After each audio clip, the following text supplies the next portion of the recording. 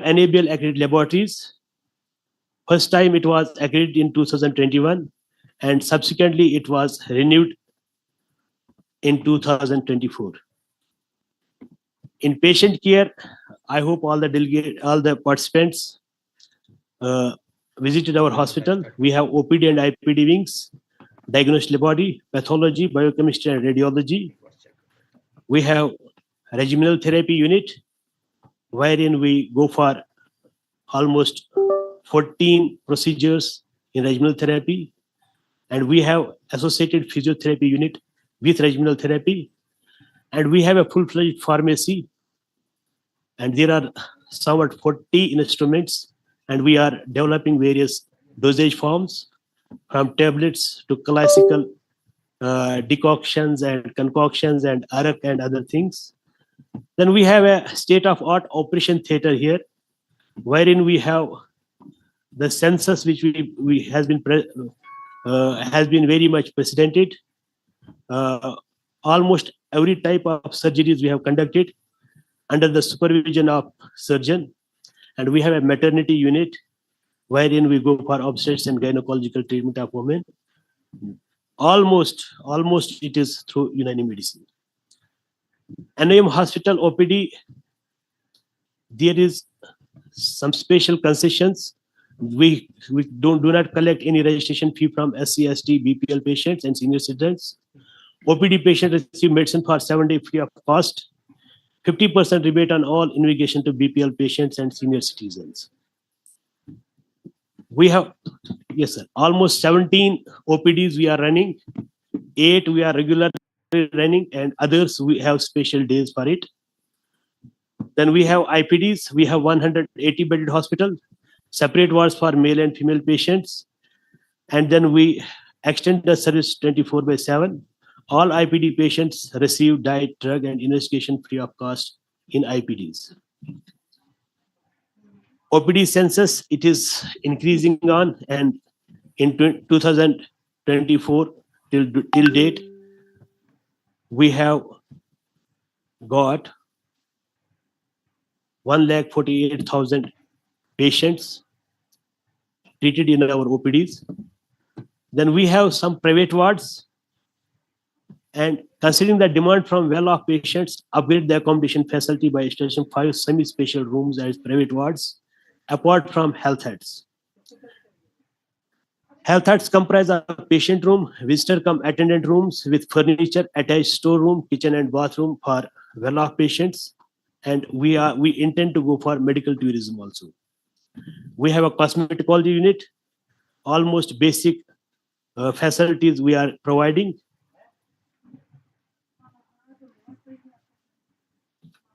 And one of the important things, which is neurology and rehabilitation unit we have, and because of this, most of the patients disabled who are coming here and getting the treatment and very much satisfied.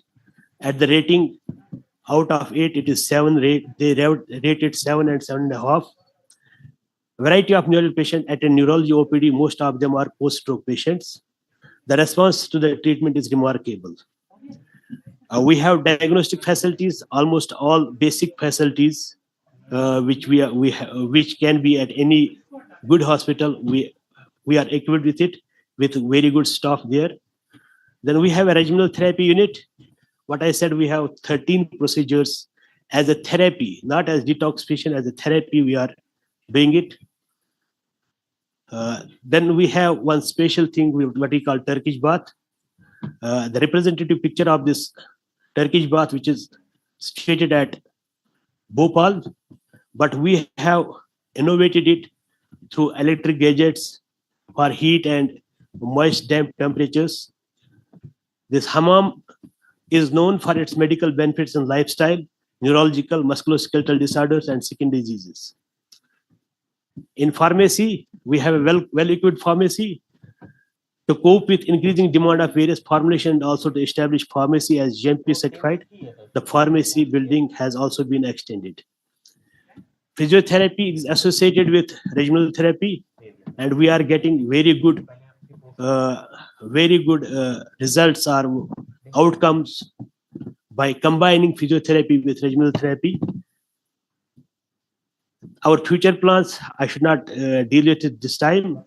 The other activities, we go for workshops, CMEs, training programs. The institute actively participates in Arogya Melas, Samaj Bharat Mission, Savastha Rakshan programs, training in regional procedures, syllabus framing for graduate and undergraduate courses. Pharmacovigilance program is also here. We are the intermediary center, and till date, total ADRs reported are 430.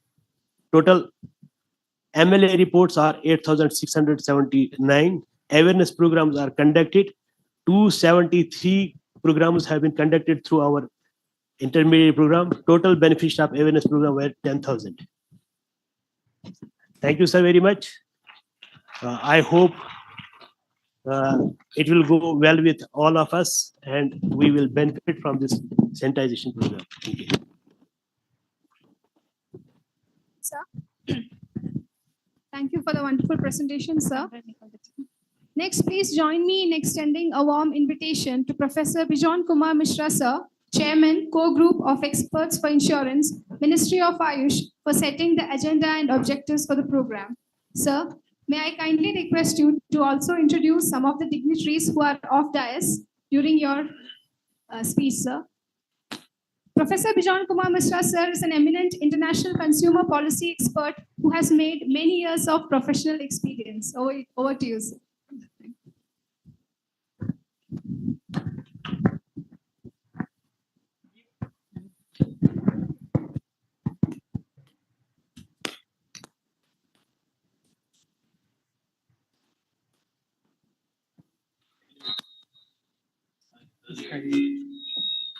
Thank you. Thank you. Thank you very much. Thanks a lot. Namaskar. Good morning. I couldn't hear. Ah, lovely. Now I feel better. Now I feel better. Now I feel better.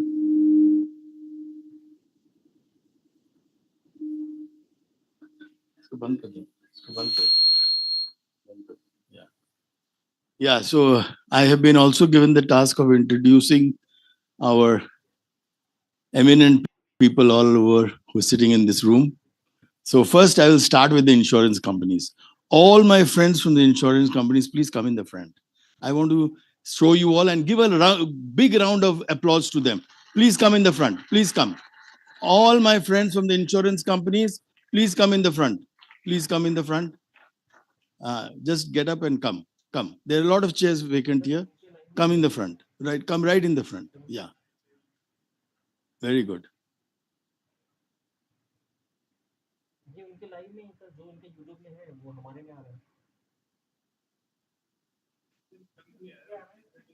No, I'll manage. You know, sometimes government should let others also manage. So it's a very good, so what I wanted to tell you is that many insurance companies are also with us, while also many hospital owners was with us. So all the people who are into service delivery of Unani or Ayush, please stand up on your seat wherever you're sitting. Please stand up and let's give them a round of applause. Big round of applause. Big round of applause. Yeah, that very good. Please come in the front. Please come in the front. Please come in the front. Or two of you, please come in the front. Please come in the front. Yeah. आगे आइए, please आगे आइए, सामने आइए. आप लोग बहुत important है हम लोगों के लिए. आप प्लीज सामने आइए. हाँ, very nice. Okay. Now I will tell all the students of the renowned, National Institute of Unani Medicines who are sitting in this auditorium. Please come in the front. All of you. And let's give them a big hand. Please come. Please come in the front. All of you stand up and come in the front. Come. All the students come in the front. Please. We want to recognize you. We want to recognize you. Please come in the front. There are a lot of empty chairs here. Please come in the front and give them a good round of applause because we have students with us. Come on. We have students with us. Please come. Yeah, we want to see you. We want to see you. Come, come. All the students, please come in the front. आप भाग नहीं सकते हो आप फंस गए इस कमरे के अंदर. आप आ जाओ. आप लोग प्लीज आ जाओ, प्लीज सामने आ जाओ, बिकॉज आपका पार्टिसिपेशन इज वेरी इंपॉर्टेंट. आप लोग कहाँ से हैं? आप लोग भी स्टूडेंट्स है ना? आइए आइए, प्लीज सामने आइए, प्लीज सामने आइए. Please come in the front, madam. Please come in the front. I want to see your face. Yes, please come. Jaldi, jaldi, jaldi, jaldi. You come running, come running. Please, students, hello. Come in the front. Yeah, yeah. आप जो last में बैठे हैं, आप please सामने आइए भाई, हम आपको देखना चाहते हैं. आइए. अच्छा, okay. Hey, three of you. Why are you people sitting there alone? Come in the front, please. Please come in the front. Okay, students. Now I would like to invite all the faculty members of the National Institute of Unani Medicine. Please stand up. If you're sitting in the front, you please come in the front. If you're in the front, please stand up. We want to give you a round of applause. All the faculty members. Thanks a lot. Thanks a lot. Wonderful. Wonderful. It's really nice to have all of you here. I'm very proud that all of you took time to come. Please come in the front. आप लोग faculty members, please आइए, सामने आइए, please, because we need you in our participation. We need you. Yeah, we need you. Yeah. Very good. Very good. Yeah, please, सामने आइए. Wonderful. इधर आइए, सामने आइए. आप लोग भी सामने आइए. आप दो जो आइए. आप लोग कौन है पीछे से जो बैठे पीछे? कहाँ से? Students. Okay, come in the front, please come in the front, please. Okay, friends, now a big round of applause for the organizers. And also a big round of applause for a very eminent, some of my friends who are here. I want to introduce you to them personally. One is my very close friend, Soma Shekharji. Please stand up. Let's give him a big round of applause. So Soma Shekharji has dedicated his life working in the interest of patients for more than now 40 years. We are colleagues. Okay, he's based out of Bangalore, but he works not only in India but globally. And what I'm trying to tell you is he's representing all of us. So let's give him a big round of applause. Thank you. Soma Shekharji, you took time to come. Any other patients group in this auditorium? If you are, then please stand up. Of course, we are all representing patients. Second, I want to introduce a very known person from Bangalore. He's none other, again, a friend of mine who took time to come, very busy person, but I look at him as a mentor. He is none other but Dr. Jaga Shetty. Please stand up, Jaga Shetty ji. Yeah. And so he has been the former drug regulator of the state of Karnataka and also advisor to Government of India, Ministry of Health and Family Welfare, and also a great mentor to patients groups which are led by people like us who work for the patients. So Dr. Jaga Shetty, very nice to have you here. We look forward to your participation and your active advice to us how we should move forward. Of course, we also have another very, very important person. He's quietly listening to us, but I can't do without him because we chat every day for the last 15 years, sharp 7 o'clock in the morning. Either he calls me or I call him. And that is none other than my friend whom I fondly call as Praful Bhai. His name is Praful D. Seth. Please stand up, Praful D. Seth. And let's give him a big round of applause. Big round of applause. He has come all the way. He has come all the way from Baroda to Bangalore to attend this event in this university because he is very, very passionate not only about healthcare, but he is one of the global authorities in pharmaceuticals, in pharmacy especially. He was the vice president of the Indian Federation of Pharmacists, and which is an organization based out of Geneva. And he has been working internationally and also in India and worked for many renowned pharmaceutical companies. He's been on the board of those companies. So Praful Bhai, thank you very much for coming. We hope to have a lot of inputs from you all. So friends, I should not miss out, but of course you would hear them because they are all there. The They're all in the panel. Our friends from the General Insurance Council, Shashi Nayarji and Madam is also here. Let's give them a big round of applause. You keep sitting. Bet here, please. Please. And of course, we can't do without the regulator. The regulator is also here. So I must introduce Shukur Kumarji from IRDAI, Deputy General Manager. He is also here. We also have people who are today in touch with us virtually through net. When I last saw, about 80 plus people had joined. More than 150. So big round of applause to the people who have joined. A big round of applause for the people who have joined us. We have, people like Dr. Mukund Kulkarni, who heads the IIBI, heads the health vertical, as I mentioned. And of course, as I mentioned, Shukesh Kumarji is the DGM IRDAI, who's also here. We are so happy that it's all covered. None are missing. None are missing. And that is a proud moment for us. It's a proud moment for us. You see, what I want to tell you all is that I got this assignment to chair this group of experts to take insurance in the Ayush sector in the month of October last year.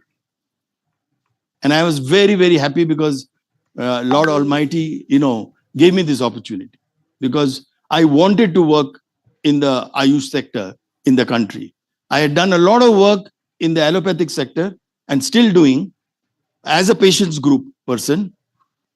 But what I felt was we were neglecting Ayush, which we started during the lockdown days in 2020. And we still have a group of people who are under a banner called Mahamana Declaration. And the background of Mahamana Declaration is that I am an alumni of BHU, and in remembrance of Bharat Ratna Pandit Madan Mohan Malviya ji, who is the founder of Banaras Hindu University, and I got the Department of Ayurveda of Banaras Hindu University engaged. And while sitting at home during COVID time, we didn't know what to do, how to spend your time. We decided to spend time on Ayush. And you will be very happy to know, by 2021, we brought out the Mahamana Declaration. And today we have more than 300 people actively involved. Arvindji is one of the co-founders of that group, I remember. And all of us, Praful Bhai, Dr. Jaga Shetty, Soma Shekhar, we were all, and even today, and of course, I'm the admin. I know whom to bring and whom not to bring or whom to throw out of the group. I have that privilege. And I'm the sole admin, Some of us tell me also that, you're working like one of those very autocratic bureaucrat, So I sometimes feel that you can be a democrat if you bring everybody together, then you can be on behalf of them and work for them. So you don't have to seem as an autocrat because you always get support from everybody. So friends, my task was to set the agenda. The agenda is, we have all known about healthcare. We all know healthcare is very important for the country to progress and for the country to become a developed country, which we are aiming to become. Because we are talking about 5 trillion economy. We are talking about being a developed country by 2047. We have given targets to ourselves. Vikshit Bharat, and go ahead in terms of reaching that. In order to reach that, what we all want to do is bring the insurance companies, whether it is private or public, because as you know, government is also into the insurance business, like ESIC we also have schemes like CGHS, we have a number of government schemes are there like Ayushman Bharat. But we also have private insurance companies who sell insurance cover to the citizens who don't get covered by some scheme or the other. And people are open to go to them also. So as a consumer person, I always believe that empowering citizens to have choice is paramount. is very important. But choice based on good, credible information, which is based on science, so that the consumer is empowered to make an informed choice based on credible information. And that's why we all have gathered here today, to take that forward. The second most important thing of our agenda, and to set it up, is that we have all the stakeholders in the room whom I have introduced you. All of them are in the room. There is nobody missing. We try to bring everybody together. And the idea is, when you sit together and you churn your ideas, you come out with bright solutions. We all know the problem, but we have to find solutions. And in order to find solutions, the mantra I always adopted, in my 45 years of career in consumer protection, is sit with all the stakeholders, make everybody to allow to speak, listen to everybody, and then come to conclusions. And we will find a solution. Yes or no? Louder. Yes, we will find. We will find a solution. What is that solution we want to look for today before we go? That Unani as a stream to deliver healthcare is known to every household in the world, in the country where we live. Now, in order to make that happen, it cannot be left to only the National Institute of Unani Medicines. It cannot be left alone to Ministry of Ayush, where our advisor is sitting there and listening to us. He's a very important person for us, because he is the Hanuman who will go and tell everybody in Delhi, what to do and how we should do it, because we are going to tell him how to do also, because he sometimes feels he knows everything. But we have to tell him, no, you don't know everything. We have to tell you a lot of other things. So today we have gathered to do that. And I also want to see that not a single person, at least in our country, that I'm trying to set the agenda for you all. Not a rocket science. इतना गंभीर से मत देखिए, थोड़ा मुस्कुराहट रखिए चेहरे पे, तो आपको और अच्छी तरह समझ में आएगा. तो थोड़ा रिलैक्स फील कीजिए, थोड़ा टेंस लग जाते हैं हम लोग कभी-कभी. That is why I'm wanting you all to sit in the front, because पीछे बैठने से हम जब देखते हैं, जो हम भी करते थे बचपन में, यंग डेज में, आपके उम्र में, कि जहाँ पीछे बैठ जाओ तो आपस में, यार आज चलना चाहिए ना वहाँ उस जगह पे, तो कौन क्या वक्ता बोल रहा है वो सुनाई नहीं पड़ता है. सो सामने ला जाने से पता लग जाता है, तो आपस में बात नहीं चलता है. तो यही ट्रिक था आप लोगों को सामने ले आने का. The most important thing is, and I would close here, not a single citizen in this country should create a debt. वो कहीं से उधार ले या अपना संपत्ति बेचे और sell their assets to access healthcare. A round of applause, please, because that's the agenda. That's the agenda.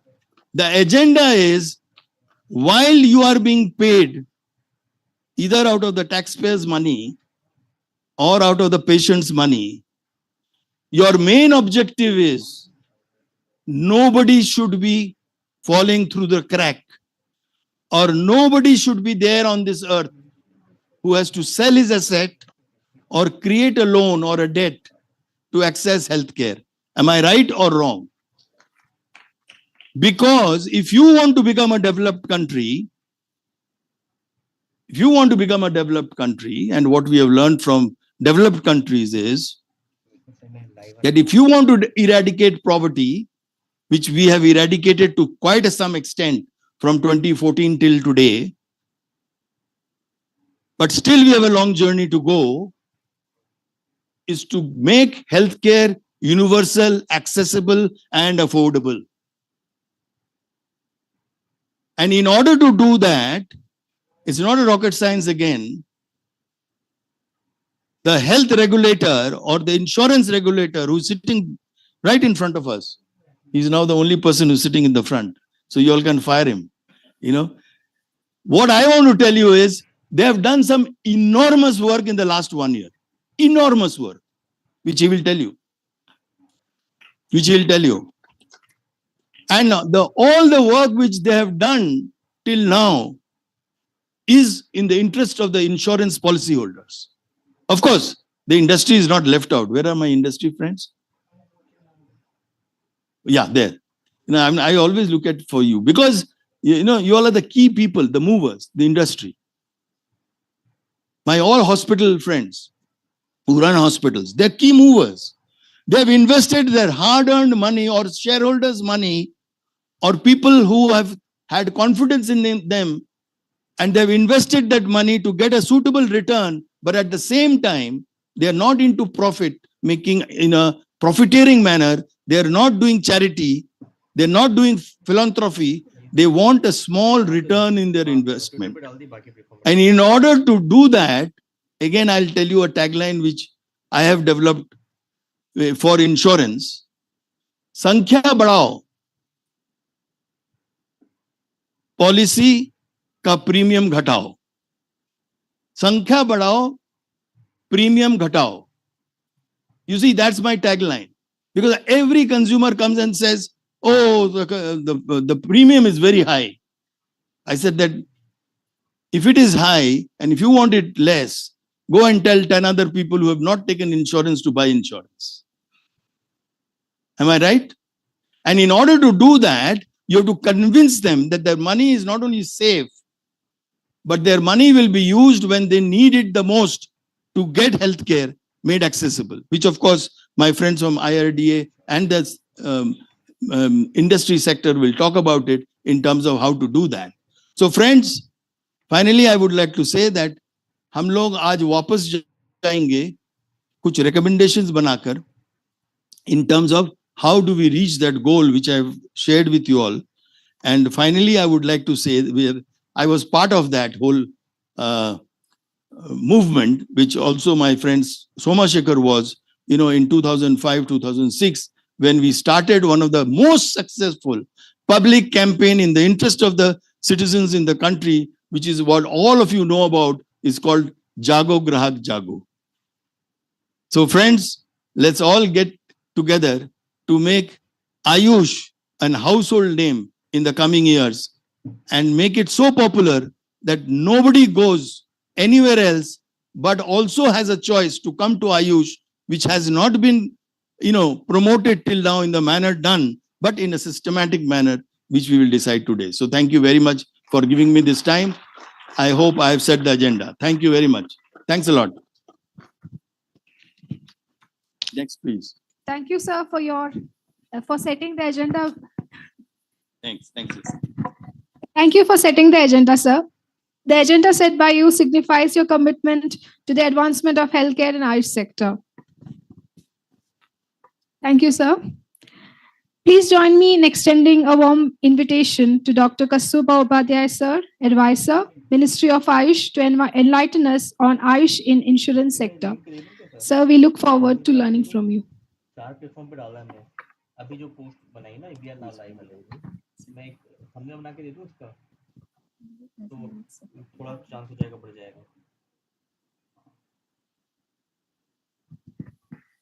Respected dignitaries, on the dais only Bejan ji is there, and off the dais, and my dear friends. Actually, insurance sector, Ayush is in insurance sector since 2008, but our presence is minimal even as on today, even after all the efforts. Just I will give. Okay.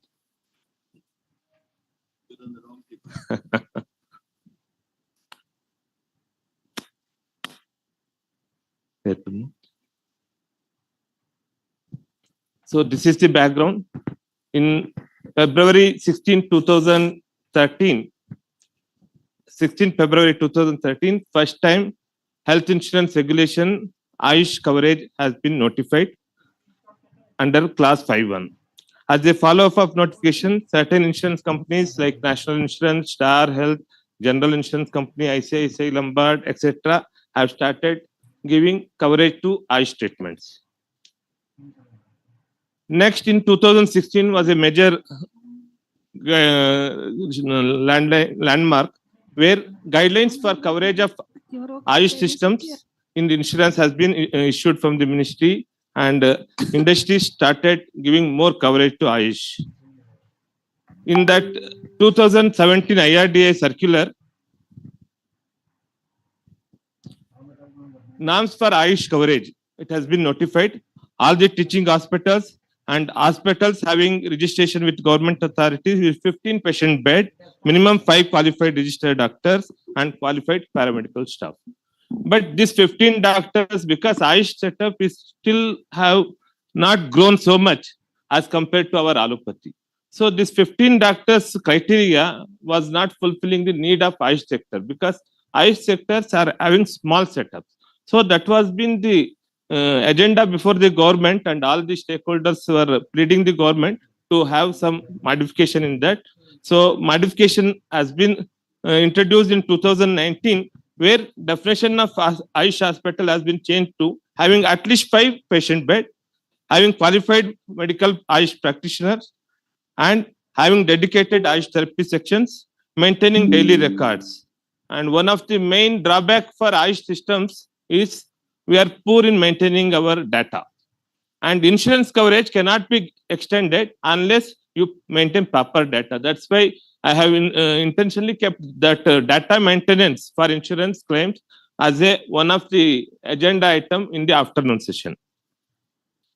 Next, in the same guidelines, Ayush daycare centers also have been defined. Even though it has been defined and it is there in the guidelines, as on today, most of the insurance companies are not covering this daycare centers. That we have to discuss today, and we should enforce it in the ground.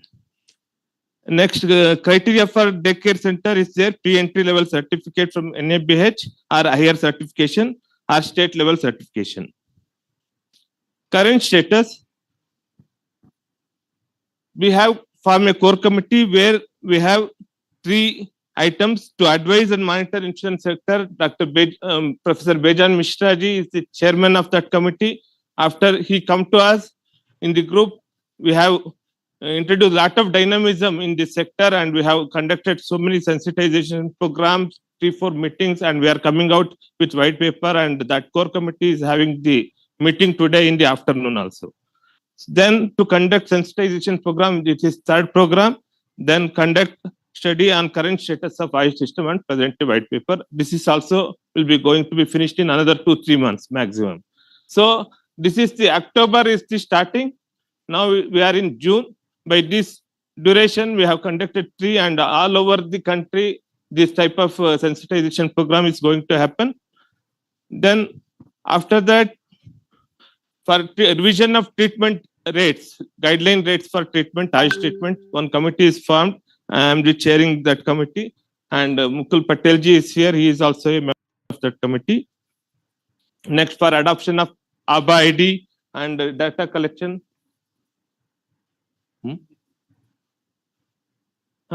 Mukul Patelji, he was there, no?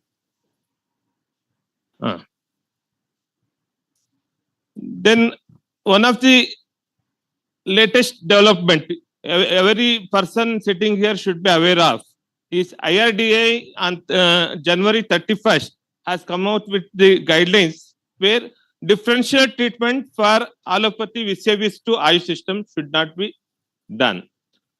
Any Ayush claims should be equally treated on par with our other systems, modern system of medicine, whatever it is.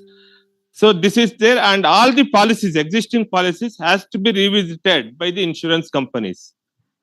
Old policies as well as new policies, and they have to decide what is the empanelment criteria and what are the guidelines, rates, and all those things. They have to negotiate with the Ayush hospital sector, and they have to finalize with that. That is the guideline of the IRDA. Then Ministry of Ayush, along with National Health Authority, we are working together to introduce Ayush under the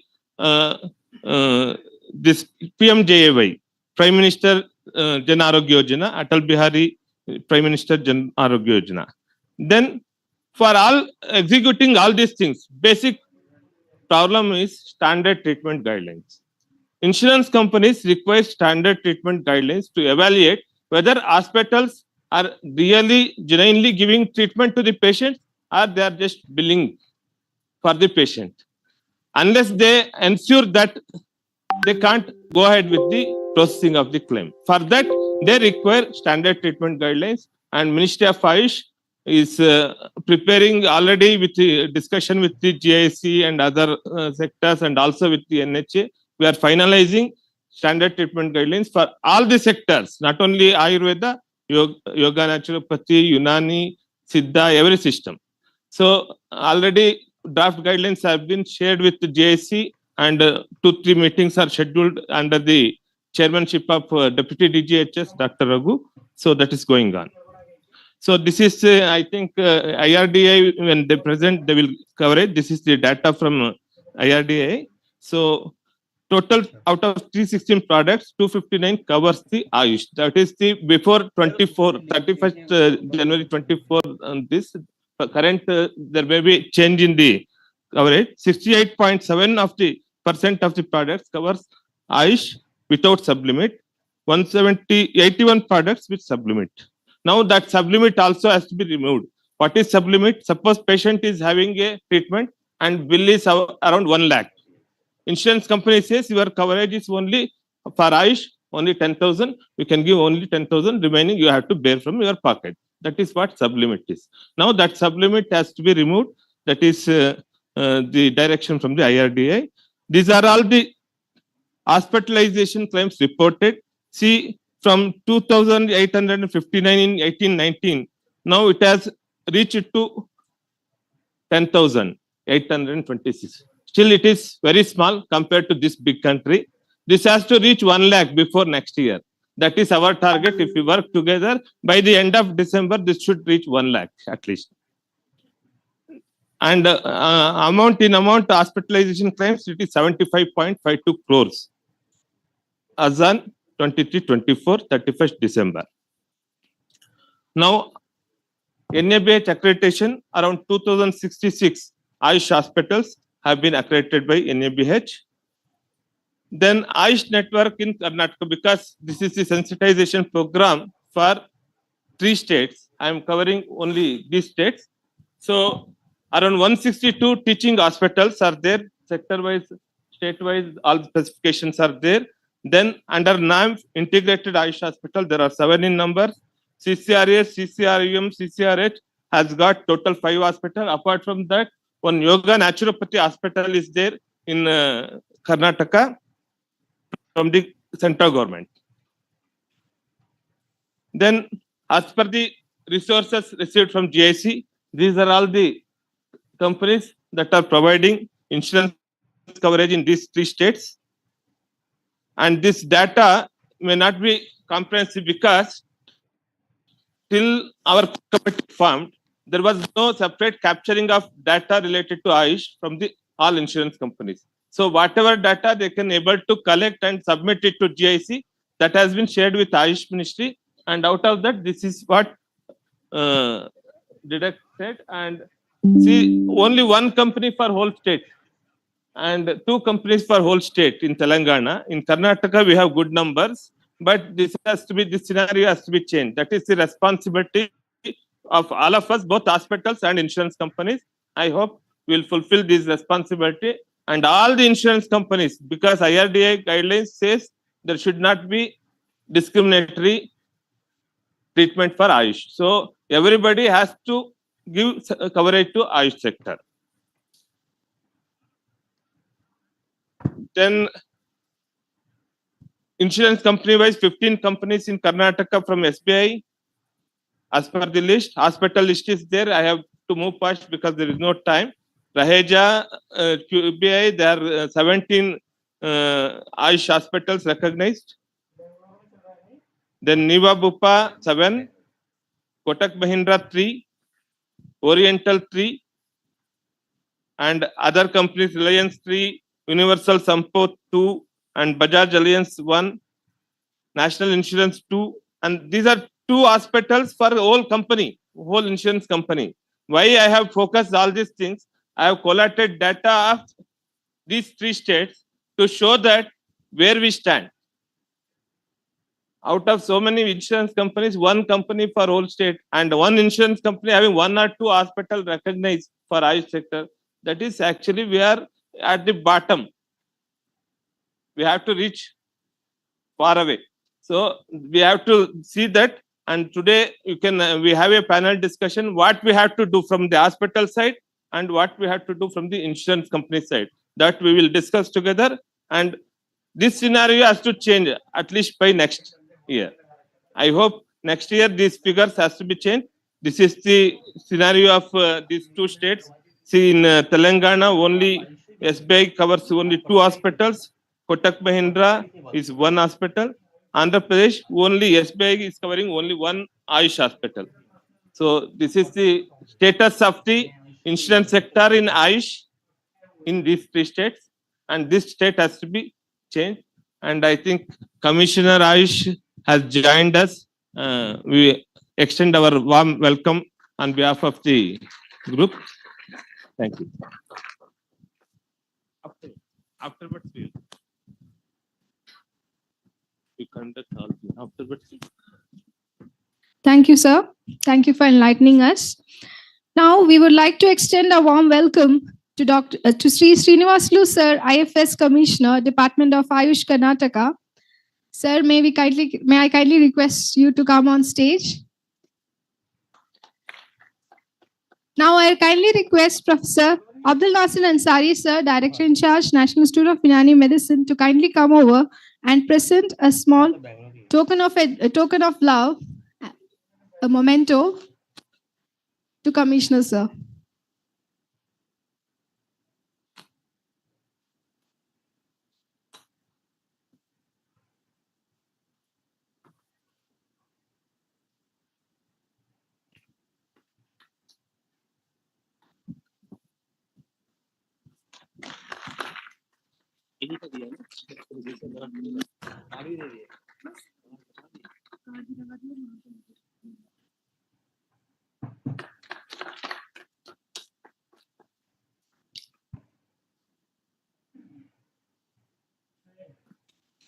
Thank you, sir. Please be seated.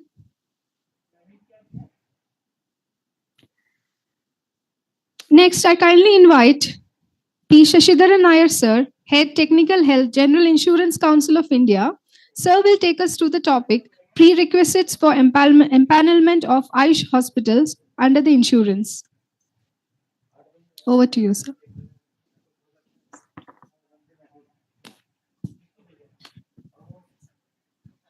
To go there.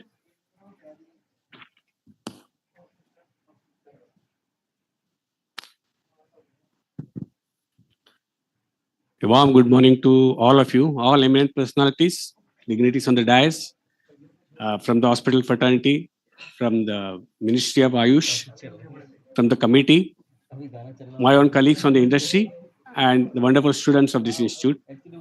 Mine is a short presentation. PPT type में चल रहा है ना वो Okay, like this. Okay. So I'll make it short mainly because we have a questionnaire session after this. So before I begin, let me just clarify some of the thoughts shared by Mr. Upadhyay. Sir, there was never a differential treatment for Ayush under the policies. The difference was only in the limits. And the limits were there available without limit, policies without limits, policies with limits. It was the option was left to the customers what they want to take. With limit, the cost is less. Without limit, the cost is more. So that is what is clarified by IRDA in their circular. And thanks to IRDA, Ayush has become more popular now. It is seen from the spike we have in claims, the spike in claim amount. So that is one area I want to clarify. It's already there, the policies. And coming to daycare and all, we'll cover later. Standard treatment guidelines are welcome. Okay, this is the only thing which I want. And sublimits was the reason why there was a price in less price in the policies. Now going to the empanelment process. Again, it's a simple one list. Nothing. There is not big difference we have in place for Ayush hospitals as such. My colleagues will later on clarify for Ayush hospitals. Some criteria may be required for Ayush hospital mainly because of the type of treatment given, the differentiation in inpatient, differentiation in probably OPD. So this is the definition which was in place. This has been improved upon by reduction, as you covered, Dr. Upadhyaya covered in the presentation. It has come down to 5 beds. So this is the Ayush hospital definition which is in the policy. It's fairly simple, which has been practiced for some time now. So the normal requirement of an hospital, specifically for Ayush, is what is requirement for hospital, Ayush hospital, which is to be empaneled by the companies. So these are the key criteria which is required. And now the best part is that every company's board is authorized to have their own criteria for empaneling hospitals. It is not a hardcore criteria which is common for all. So the companies will decide what kind of hospital, what are the criteria, what are the yardsticks they want to put in place to empanel these hospitals. But it's a big change which has happened. So now this is the improvement which has come. 5 inpatient beds are sufficient. Other things obviously is requirement for a empanelment, qualified Ayush medical practitioner, dedicated Ayush therapy sections, and most importantly, maintaining daily records of the patients, making them accessible to insurance authorized person. This is mainly to check that an inpatient is an inpatient. It's not that a OPD becomes a daycare or a daycare becomes an IPD, which we would like to control and which we will be controlling so that the costing predictable. We don't have high spike in claims. Because ultimately, any increase in claims overall will increase the premium, will increase, make it unaffordable for the customers. This is what I was said. Each insurance company has its own network of hospitals. Only when we empanel an hospital, every insurance company will go for an agreement with the hospitals after collecting basic data like the type of hospital, facilities they have, number of beds they have, what all doctors they have. And this agreement will be for a period of maybe 2 years. We also have agreements with hospitals, which has no timeline. The timeline is mainly on the packages which has been agreed with the hospital, which may be for 1 year, 2 year, or 3 years. The agreement includes predetermined package rates for specified procedures. I think probably Ayurveda is some one stream, but this is to be fully developed. So that is not at present. I think my hospital industry colleagues can confirm. Subha, do we have procedure cost for Ayurveda? Not full, na? Okay. That is one to be developed, which in due course we plan to develop so that there is a predictive pricing and predictive outgo. Documentation, cashless process, settlement process are detailed, and we are, as an industry, we have been promoting cashless. We want cashless even on non-network hospitals, which we are arranging through a single MOU, which can be agreed upon if the patient calls the insurance company 48 hours in advance. So cashless everywhere is catching up, but it's an MOU between the insurance company and the provider. So it takes some time for the trust to build up, to be frank with you. So that is still improving. I think it's reached around 9 or 10,000 pan-India, but we are working on it. We are trying to create a health claims exchange, which NHA has developed, which will help in onboarding more hospitals through digitalization. And our main aim is to ensure empanelment facilitates quicker response time to the patient and faster settlement of claims.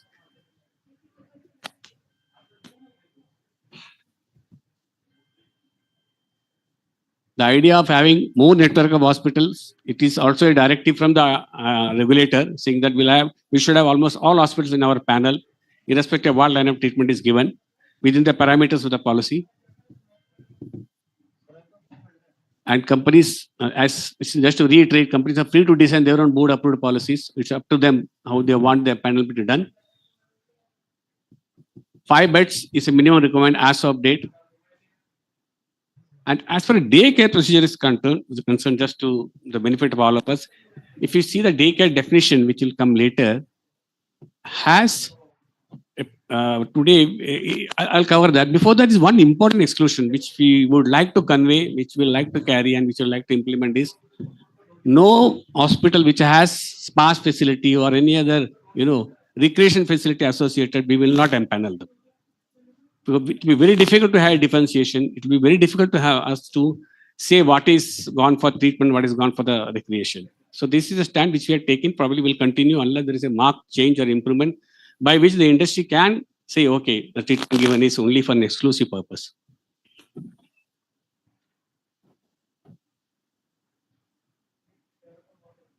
this is one area we want while empanelment for the hospitals to inform us whether they have standalone Ayurvedic hospital, and most of the times we see that there is integrated treatment with allopathy and any stream of Ayush. So if they have that facility, what criteria they have, how do they plan to give this integrated treatment? So that, see, if all these things are clear to us, it will be easy for us to put it in place in the standard treatment protocol. There will be no problem in time of claim, no questions asked. It will be easy to settle a claim, extend cash flow. The grievance will be less. The whole idea is that to ask this information. And lastly, there is a notice issued by NABH that they will be initiating drafting first edition of integrated accreditation. I don't know whether it has come or it is on the way. So probably we have not received it so far. Not yet, no? Not yet. Okay. It's not come. Okay. This is what we require for inpatient care. See, most of the policies in India are indemnifying expenses for hospitalized as inpatient. Another challenge for Ayurveda. And it entail admission exceeding 24 hours. A key requirement. And it has to be medically necessary and reasonable, and customary charges are indemnified. All this is to have a control on the claims outgo, because our pricing of policy based on the predictive outgo. So we should be knowing, okay, as per past record, this is the what we can predict. Unfortunately, as Dr. Upadhyay was saying, that data is sketchy. We absolutely have very negligible data on Ayush treatment because that itself was so low. So no company has bothered to, code it and collect this data on Ayurvedic treatment. So unfortunately, we don't. In fact, Professor Mishra was asking us to give us the data. So whatever available we are given.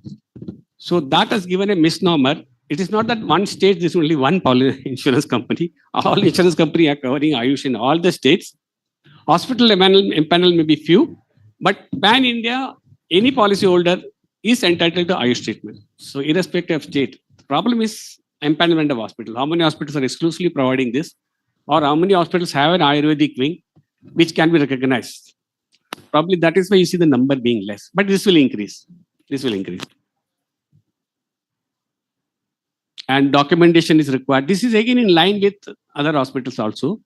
And most important, the need for hospitalization is to be demonstrated. This is a very key criteria in Ayurveda. We don't want OPD becoming inpatient or IPD. So this is the last important thing is that it will decide or help us in determining the cost. We have to ensure that nobody takes an IPD treatment under the guise of being an OPD. Sorry, I'm saying this, but all this we are predicting or saying is that when we empanel an hospital, if these things are in place, it will be easy for us at the time of claim, providing cashless. There will be no grievance. There will be no questions asked if everything is clear. So treatment protocol will have to bring in something on this. Not easy, but it can be worked around. We have experts like you and all from the Ayush Ministry, Professor Mishra, so many people from the industry, our own colleagues. Together, we'll be able to bring that in place. I think that's all from my side. Questions on this can be answered when we are an open session. Anything on hospitalization, we have colleagues from the industry who day in and out are treating with claims. So they'll be able to answer all those questions later. Right now, this is all from my side. Thank you. Thank you for doing it.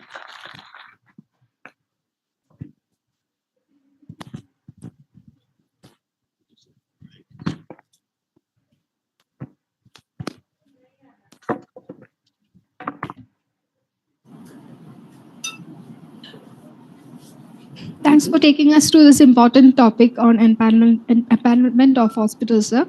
It was a wonderful presentation.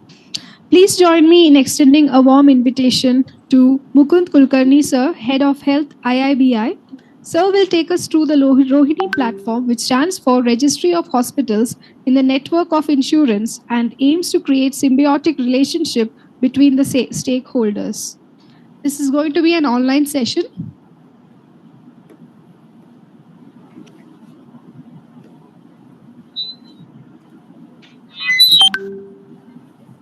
Hello, good afternoon, everybody. This is Dr. Mukund. Can you please confirm if I am audible and visible as well?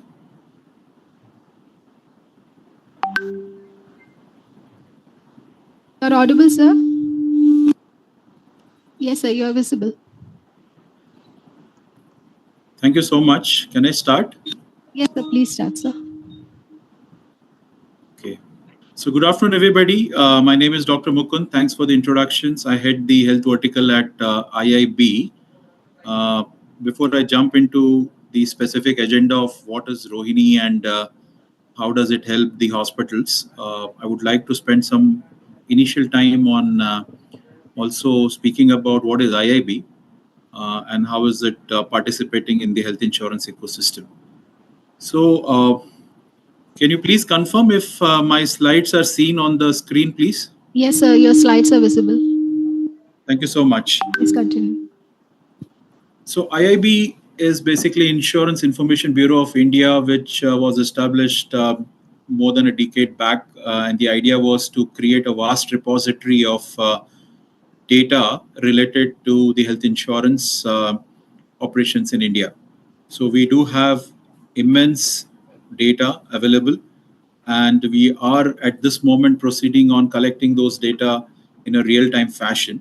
The vision is to become the analytical hub of the health insurance industry in India, practically meaning any kind of insights, any kind of data, any kind of report that deals with the health insurance performance in the country should come out from IIB. That is the vision. So we're working hard on that. There are a lot of data as a product and data-driven products which are used by various insurance companies today to improve their risk management, pricing, as well as operations. There's a long roadmap for IIB towards creating much more value. And one of the roadmaps definitely very quickly we will be getting into is focusing a lot on how the hospital ecosystem is participating in the insurance. What has been the key experience of various hospitals deriving through the insurance claims data.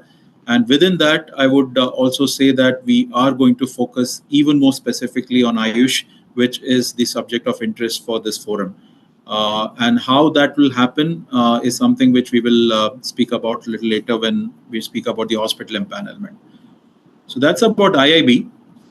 One of the products which we have is Rohini, and Rohini means the registry of hospitals in the network of insurance. And it was established again because there was no central repository of hospitals available for the health insurers. So even today, many of the insurers do spend a lot of effort in empaneling various hospitals for their products and services. Here, the idea was to create a centralized repository, more so in a form that it can be uniform across for all players. At this stage, this repository is created directly from the hospitals, which means the hospitals have a portal accessible where they can register themselves under this repository. I will show the process of how this is done in the next slide. But why this registry and repository is important is because it gives a clear identity and validation to all the hospitals who are interested in taking part in insurance ecosystem. And I think as commented by the earlier speakers, this network is growing exponentially and organically. So which is a very happy thing to look at how the hospitals are also interested in participating in the insurance ecosystem. Now, how does it work? So these are the 5 steps in which any hospital can get registered under Rohini. So first, they have to put up an application in the Rohini link. And one step of verification that happens is either they are already empaneled with any of the insurance companies of India or any of their outsourced TPAs. If that process is already done, they submit the name of that specific insurer or the TPA, then automatically it moves to the third process, which is where the second level check at IIB on certain documentations is done. And if satisfactory, then there is a specific Rohini ID, also called as global location number, is allocated to the specific hospital with a subscription, and that subscription is valid for 3 years currently. Now, in case the hospital is very new, for the very first time, they do not have any empanelment with either the TPA or the insurance company, then they can access Rohini helpline, who will guide the specific process of getting first empaneled with any of the TPAs and insurance companies before it can start registration process further. And of course, after a period of the subscription, which is 3 years, the renewal happens. In case there's no break or there is no adverse experience reported on the hospital, it's almost an automatic renewal that happens. So this is a process in which any hospital, and this applies to Ayush hospitals as well. I'm very happy to see there are a lot of Ayush hospitals already registered in the insurance ecosystem. In fact, there are 6,000 plus hospitals where already claims have been paid. And I think Dr. Kaustubha was presenting on hospitals present across geographies tagged to various insurance companies. And we also have claims paid from the insurance companies on those hospitals. So that's a benefit to the insurers, that they get access to one-click access to the pan-India network of validated hospitals. And they can also look at geographies where hospitals are present, and these geographies may be an area of interest for them to expand.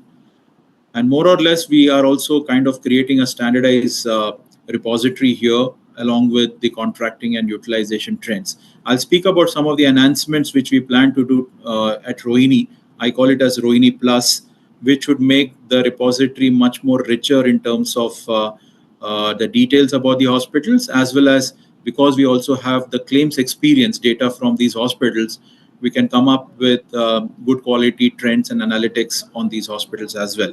Now, this can also be a very good input towards creating the standard treatment guidelines. I think the mention was made about specific committee working on that. The past experiences can also become a very good input, and IIB will be very happy to support that initiative as well. So that is all for benefits to the insurers. For hospitals, obviously, the benefit is it's an online, very quick registration process and getting included in the insurance ecosystem. It gets validated, and we are not looking at hospitals to approach multiple insurance companies or TPAs to validate themselves. Only one TPA or insurance validation is enough for them to become eligible to be participating in Rohini. And once they do that, obviously, they also, once we also provide them little more access towards the trends, they also would look at opportunity of contracting with various insurers where they're trying in a fragmented manner. So that can also come up as a futuristic value to the hospitals. We have launched this almost 10 years back, and in last 10 years, as on date, there are more than 40,000 hospitals already registered. And as I said, out of this 40,000, more than 6,000 hospitals are specifically for Ayush treatments and Ayush care kind of thing. This is the homepage of the Rohini link. Of course, we will share this separately as well for the participants or hospitals here who want to take up this registration immediately. This is a link for which they can go ahead, and the process, as I mentioned earlier, 5-step process to get registered. Future roadmap, as I said, at this stage, it is a validated repository giving an identity, but we would enhance that entire Rohini ecosystem in those 5 areas which you see on the slide. The first one, obviously, is we'll create separate flag for Ayush so that we can track Ayush trends of hospital empanelments as well as hospital experience and utilization in the entire ecosystem. Second, we will look at what all insurance company have data which doesn't get submitted to IIB, or they have it in addition to what they submit. We will look at reconciling all of that. I call it as Rohini Plus, which can become much more richer, updated and uniform information for everybody to access. If we club this with the claims data which we get, we can come up with a lot of utilization and cost of healthcare service analysis, which is what we are planning to do once we have much more data on this and empanelments happening. We're also looking at integrating, I think there was a good mention about the accreditation data and accreditation information carried by NABH today, as well as the databases carried by PMJY scheme about the same hospitals. We will start looking at talking to them and call it as Rohini Plus, wherein we also include those external databases within this. That's what the future roadmap is.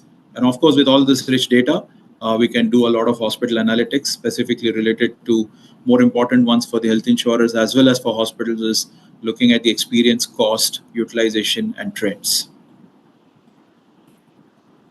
I think this was presented earlier from the GI Council source of data, but this is also coming from our IIB source of data. As I said, more than 6,000 hospitals have already participated. There are claims which were assessed through these hospitals. We can share this in details if anybody is interested. So that's about Rohini specifically, and how hospitals can leverage Rohini to participate in the insurance ecosystem. Very happy to take questions now, or if it is scheduled to be later, we can take it offline as well. Thank you so much. Thank you, sir. Thanks for joining us today, sir. My pleasure. Thank you, sir. Yes, sir. Questions will be asked later in the discussion. Okay, no problem. Thank you. Okay. Thanks. Thank you, sir. Thanks for joining us. I kindly invite Sri Sukesh Kumar, sir, Deputy General Manager, Insurance Regulatory and Development Authority of India. Sir will enlighten us about the compliant redressal mechanism for insurance sector.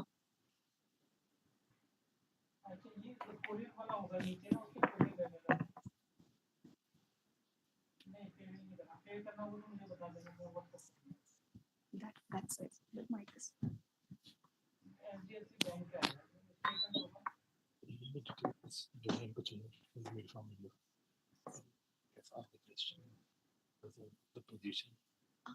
This child.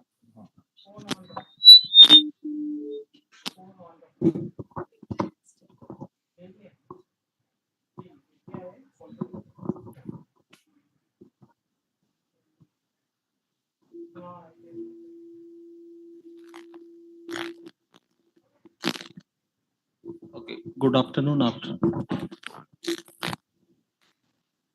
Good afternoon to all of you.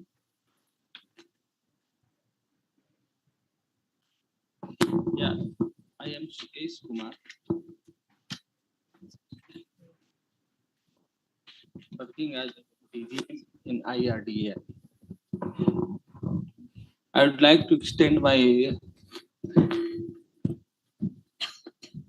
thanks to National Institute of Unani Medicine for inviting authority here, IRDAI, to discuss about grievance redressal mechanism.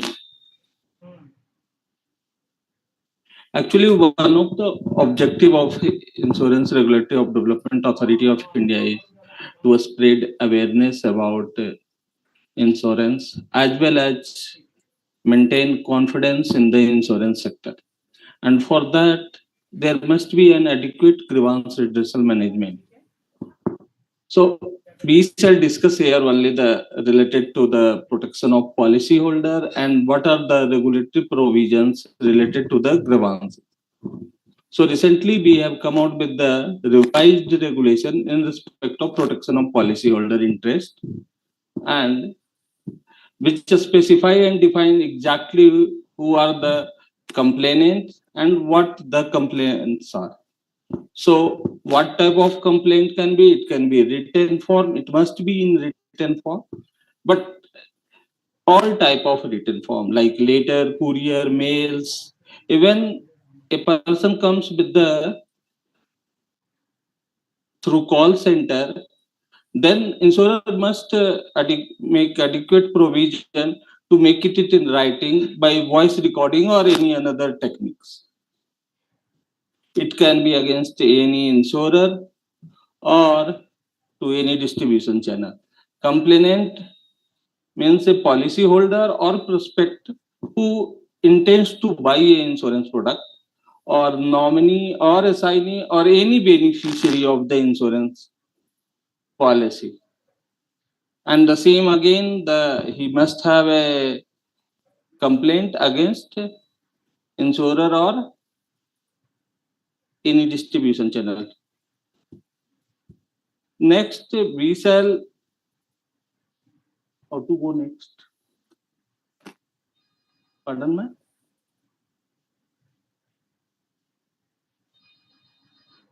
Yeah. So this regulatory provisions clearly tells about that how an insurer will deal with the complaints.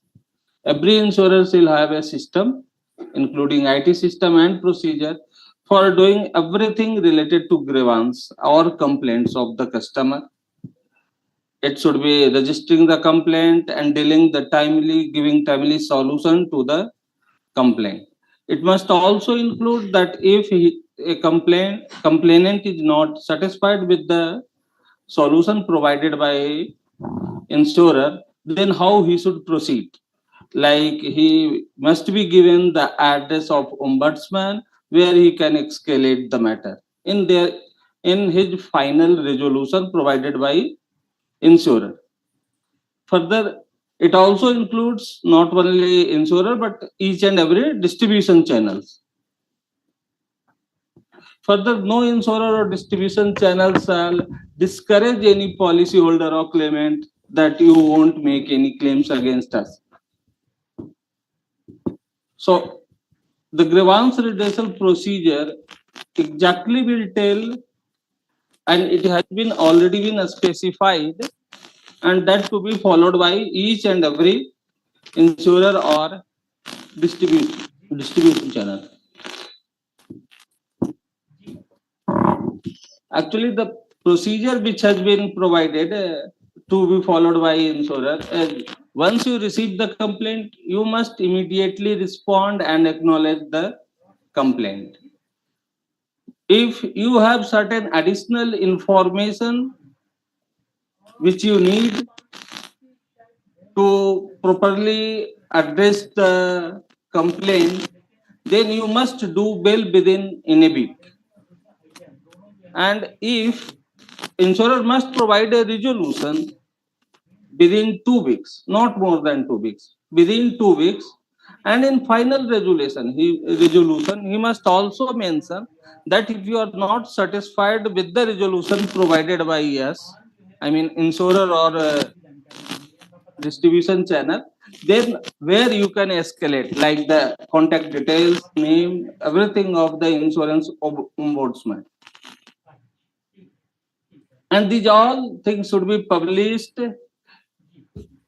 particularly on the website of insurer. Further, after this regulation, we have detailed the same thing in prescribed manner, although it is principle based and not point to point or prescriptive in nature.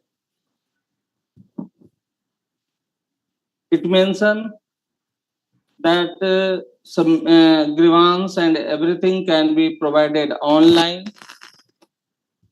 Various call center, it can be through registered. Insurer will make arrangement of grievance portal or app, anything where insured can register his complaints. And insurer must have a board approved grievance redressal policy. And the final aim is to move towards zero grievance. This we have already discussed. And then integrating grievance portal with Bima Bharosa portal for facilitate registering tracking online. Actually, you can register your grievance with data also. The portal is available. It is earlier used to as IGMS. Now it is Bima Bharosa. So you can register its compliant. It's a two-way or three-way system, you can say. It's already connected with all insurers, complainants, and it mirrors the real-time development and communication made by insurer through the customer, through IRDA to the customer. So where you have been given a resolution, where insurer need additional information, these all are reflected here.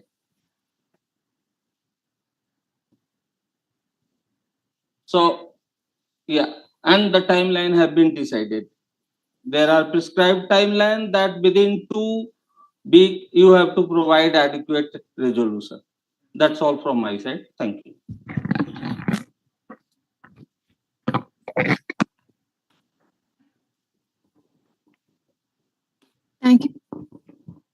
you, sir. Thank you, sir. Next, we will have a panel discussion. So this will be basically a question and answer segment. So all the participants and dignitaries, officials can ask questions and there will be discussions. The panel members will be replying to the, will be responding.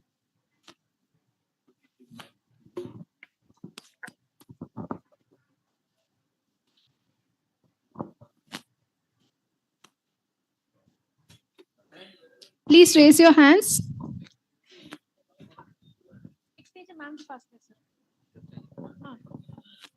I request the panel members to come over the dais.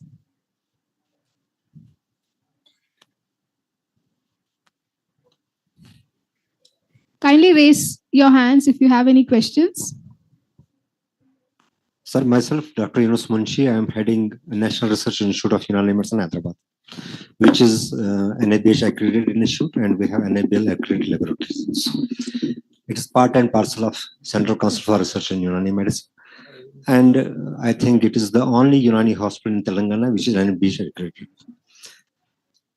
Now, as far as Ayush is concerned, we are most concerned with the holistic approach, preventive measures.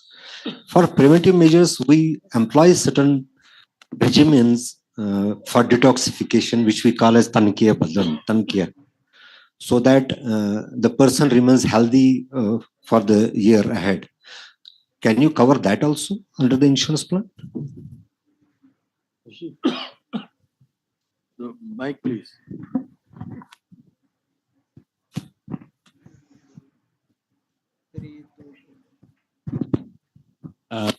Let me be quite frank with you. For me, Unani was an education today, in the first presentation, number one. Number two, even my colleagues from the industry, I don't know whether we have any claims under Unani, Shubha, United, ICICI. No. Why I'm saying not, I'm not being negative. See, for us insurance, we develop a policy, develop a coverage on the basis of claims. How do we pay a claim under the policy? How do we devise a policy for a particular treatment? So what you are narrated here, you said there is an inpatient treatment? Yeah, we have inpatient department. It's a necessity? Yeah, it is necessity, definitely. Yeah. And it is an effective treatment? Surely. From the point of, it may not occur again. Recurrence is everywhere. No, not that way. I'm saying, see, that way anyone have a problem. Why I ask this? Okay. No problem. Why I'm asking this is that we look at all this when we are developing something. See, it should not be a temporary curative treatment. It should be an effective treatment so that, see, what will happen? Suppose we accept a treatment under the policy. If it's recurring, it's only increasing our liability. How do we price it? That's why I meant by effective. See, nothing is effective. I can have a, a recurring problem for like diabetes. It can be continuous. So why I'm asking is this: is an effective treatment like an alternative allopathy? It will be covered. Definitely. Shubha, would you like to add something? We can just, yeah, anything different from that. That's what I'm saying. We will cover it. This, in a nutshell, why I narrated this is that for a policy to address any treatment, it has to be effective. So my question was whether preventive care is also covered or not. Preventive care is not an inpatient treatment. No. It is inpatient treatment. We can take the patient. Please. The Unani treatments, what are the guideline states and what are the treatment criteria? It is already mentioned in the IRDA guidelines. Only thing, claims has to come to insurance companies first. Then afterward, you are participating in the insurance sector, then you can, when there is more and more claims, you can ask for the empanelment. So that is the purpose why we are sitting here today. So we have to explore all those things and we have to move ahead. And number two, I have been given to understand by my authorities that 130 diseases have been formulated that STG, special treatment guidelines, from the Unani side. And that has been submitted to the ministry. If you are covering even the OPDs, that simple OPD is being conducted in the dispensary and you are covering that also. Why not Unani and other Ayush sectors? Let me again clarify. OPD as a rule is not covered by all policies. It's very limited. Why? I'll tell you. See, maybe people here can confirm. OPD is a confirmed liability. Today I have an OPD under the policy. I say 3,000 rupees OPD. Take it from me, that 3,000 will get exhausted in the year. So it will increase the pricing of the policy. And there are very few people, 90% of people are not interested in OPD because the cost goes up for the policy. So OPD gets covered in some policies, not in all. So if OPD coverage is under a policy, it will get covered. No, my only question is, you can hear me? Yeah. Because I'm born with the loud voice. No, I don't need a mic. No, it's not. Oh, sorry. But is it working? I don't know. Is working? Yes, this one is working. Okay, because I have to hold both because one is for the online and one is for this. Is it? Same thing. Same thing? Okay. No, what I want to tell you, please be seated. Okay. And thank you for asking these questions. And I like your attitude to be adamant. Nahi aap karo, aap batao. I like that attitude because what happens is, louder. Yeah, that's right. That's right. What I am trying to say, the first thing is, if you are in a hospital, first get that empaneled. Insurance ho na ho, pehle to empanel to karo apne ko. Sure. Isko pehle karo, please, so that at least inke data mein dikhe ki one Unani hospital in Hyderabad is empaneled with the insurance companies. So make that happen first. Okay. That's the first thing. Okay. Second thing is, first you find out कितने लोग आपके पास आता है जिसके पास insurance cover है. First, let's find that out. Because most of the people, as I know, and what I saw today, it was a real great exposure I got today when I visited the hospital of the, institute today, is that 450 people are coming. And why they are coming? They are coming because they have trust in this system. They believe this system and they have come. Now, when they have come, at least little decency we should have is to make sure that we are in touch with them every time. So we must have our data. That how many people are coming, who are the repeat people coming, how many are new coming. We must have that data. Because when they are coming to us, they are not coming because they will get a claim. Everybody, including me, I take an insurance cover not to get a claim. But when I am in trouble, I do not find it difficult to get the money to get that treatment. And that's why we do insurance. We don't do insurance that हमको OPD में भी जाना है, हमको inpatient भी जाना है, हमको जबरदस्ती जाना है, इसलिए नहीं लेता है. हम लोग इसलिए लेता है insurance कि यदि हम, because many a times I am having a health insurance for the last 20 years. And I have claimed Ayurved lekar 2 baar. I went to allopathy once during COVID time. And I recently went to Ayurved the second time to get a claim for myself. But the point which I am trying to make is, no policy holder takes an insurance cover to get a claim. They take an insurance cover to cover the risk. Sashiji, am I right or wrong? Okay. So what Sashiji also has to remember is, if somebody is coming to you or your members of the GI Council for reimbursement or for cashless, they are coming not because they are paying a premium every year. When they find it difficult to pay, they want the insurance. Because many a times I have gone to the hospital, I have not claimed because they were small amounts. Why should I unnecessarily get into a process?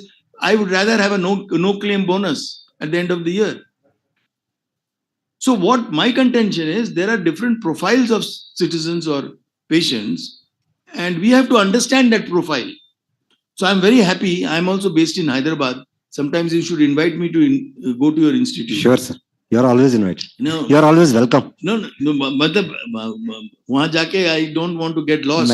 I want that. Yes, I know where I'm going. What I'm trying to say is, get more and more citizens of Hyderabad visit your institute. Sir, we have 650 footfall per day. No.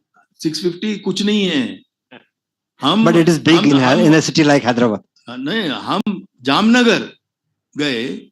Where is my vice chancellor friend? Yes. Mukunji. 2,000 people go there every day. I know that. All clap louder, louder. Yeah, yeah. Why do you are so confused in clapping? You see, when I went to All India Institute of Ayurveda in Delhi, 2000. Yeah. I'm actually warming them to ask questions. So anyway, what the advisor is saying, lot of hands are there. Because I didn't see many hands, only one. That's why I'm trying to warm you up to raise your hand. Who's the second one? Very good, Sir, excellent. Just Let's go there. Just a minute. Oh my God! I have You still one. have. We can have a discussion individually after. एक minute. I was going through the Rohini empanelment. Yes, please. Rohini में आपने state registration रखा है, वो hours is the central government hospital. तो जब हमने NABH ले लिया तो उस वक्त भी उन्होंने एग्जम्प्ट किया था स्टेट रजिस्ट्रेशन से। स्टेट रजिस्ट्रेशन लेना थोड़ा सा टीडियस होता है। Why don't you consider NABH accreditation? That is also there. I think we have the one respected Yes, we have IIBI. Yes. Come on, Major Dr. Mukund, are you there? Are you able to hear us? Mukund Kulkarni, please unmute and come. Mukund. और दूसरी एक suggestion थी, ये जो IRDA में है, why don't you have a coordinator from all the systems of Ayush, Ayurveda, यूनानी, सिद्धा, होम्योपैथी, एक कोऑर्डिनेटर रहेगा जैसे BIS में है, Board of Indian Standards. We have the coordinator there, and Bureau of Indian Standards. Yes. We have the coordinator there, and we have posted one Unani research officer. No. So I'll tell you. Good idea you have given. Very good idea. As it is, IRDA is short of people. After great difficulty, I got IRDA to attend today. I had to talk to his boss to see that they don't go unrepresented. You know what I am trying to say? If you all come together and tell GI Council to do this. Depute somebody in IRDA. Definitely, you have just to give a formal letter to our DG, and we will send a person there. जैसे हमने and they are based out of Hyderabad, by the way. You know that. We can do nothing doing. IRD is based out of Hyderabad. CCRM is always. Anyway, so what I would. Good afternoon, sir. So this is Dr. Mukund. Sorry, I just got unmuted. Yeah, please, Mukund, please go ahead. You gave an excellent presentation. Go ahead. Thank you so much, sir. So even IIB is based out of Hyderabad next to IRDA. So if there is anything related to Rohini, any queries, any Hyderabad-based hospitals wants to approach us, please feel free. And to answer to your question, I think I mentioned in my slide, the future enhancement for Rohini is to integrate with NABH. And if that happens, definitely Rohini ID and Rohini registration process will not be an additional process. There'll be one single registration process which will happen. It is not currently there, but yes, in future we will plan. Yeah. Very good. Very good. Yeah, my friend there. Yeah. Please introduce yourself before you ask the question. Yeah, good afternoon, everyone. I'm Dr. Pannak Kamath, Ayurvedic doctor, in representing Ayurveda Academy, a non-profit organization, and also runs a small 8-bed hospital in Bangalore. So we are not empaneled with any of the insurance companies. And my question is it required to be a NABH accredited hospital to get empaneled, or Karnataka State Registration Board, KAUP, we have registered already. So it is enough to empanel with the insurance companies. I have a question also. Shubha, would you like to respond to this? I think we can empanel. I don't see a problem. Can you respond? She's from ICICI, so they do this. Go ahead. Yeah, good afternoon, everybody. This is Shubha here from ICICI Lombard. So NABH accreditation, NABH's basic requirement is 10 beds. So for anything below 10 beds, we cannot make NABH accreditation as mandatory for insurance empanelment. Since insurance empanelment, we allow with 5 beds itself. So anybody between 5 and 9 beds, NABH accreditation will not be mandatory. Yeah, thank you. Sir, I have another question. So regularly we get admitted some of the patients in our hospital. So out of 10 patients, 1 or 2 patients do ask about the insurance. Till we get a empanelment, so not cashless. So once they pay the payment and all, they can get the benefit of insurance if we give all the papers regarding that. Yeah, reimbursement. Reimbursement is possible. If he has a policy, he has to, preferably he should call. See, in the policy has a call center number. He has to make a call there saying that he is going for a planned treatment at Sons Hospital, giving details about what is undergoing. So that helps. Then the insurer will be from day one associated with the hospital also. If there is no cashless, they will say, okay, fine, you go ahead. And the reimbursement will be faster because the insurer knows what is the line of treatment being given, what can be the estimated cost and all. So it helps if the intimation goes in advance. Otherwise, he has to take a reimbursement route, which is submission of all documents after treatment, which can take some time. Then the insurer has to check which hospital, what treatment it was, whether the alignment treatment was proper. So if day one it is available for the insurer, the claim settlement will be fast. Yeah, it is applicable for all the insurance which are available in India, or Yes, everyone follows this. Okay, thank you.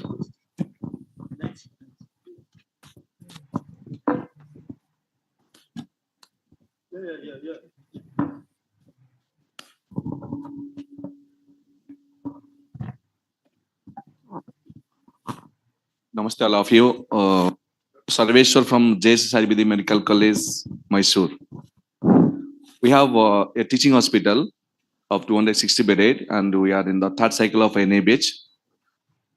My humble submission is that in Ayurveda, we get a lot of challenging patients, and patients stay in the hospital beyond 3 weeks or 1 month, like stroke, paralysis.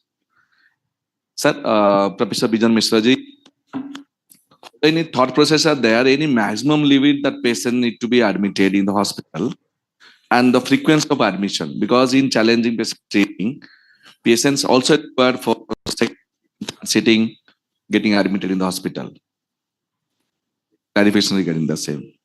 But the challenging patient I'm looking for, particularly stroke, has neurology, this medicine better accept the curing rates.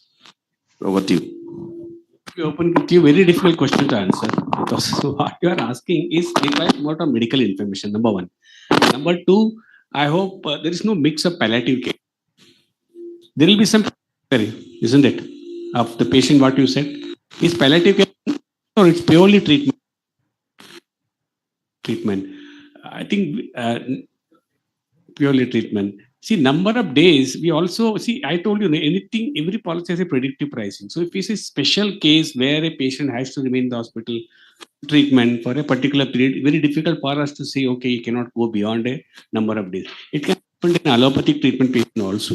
Why only Ayurvedic? It can happen to anyone.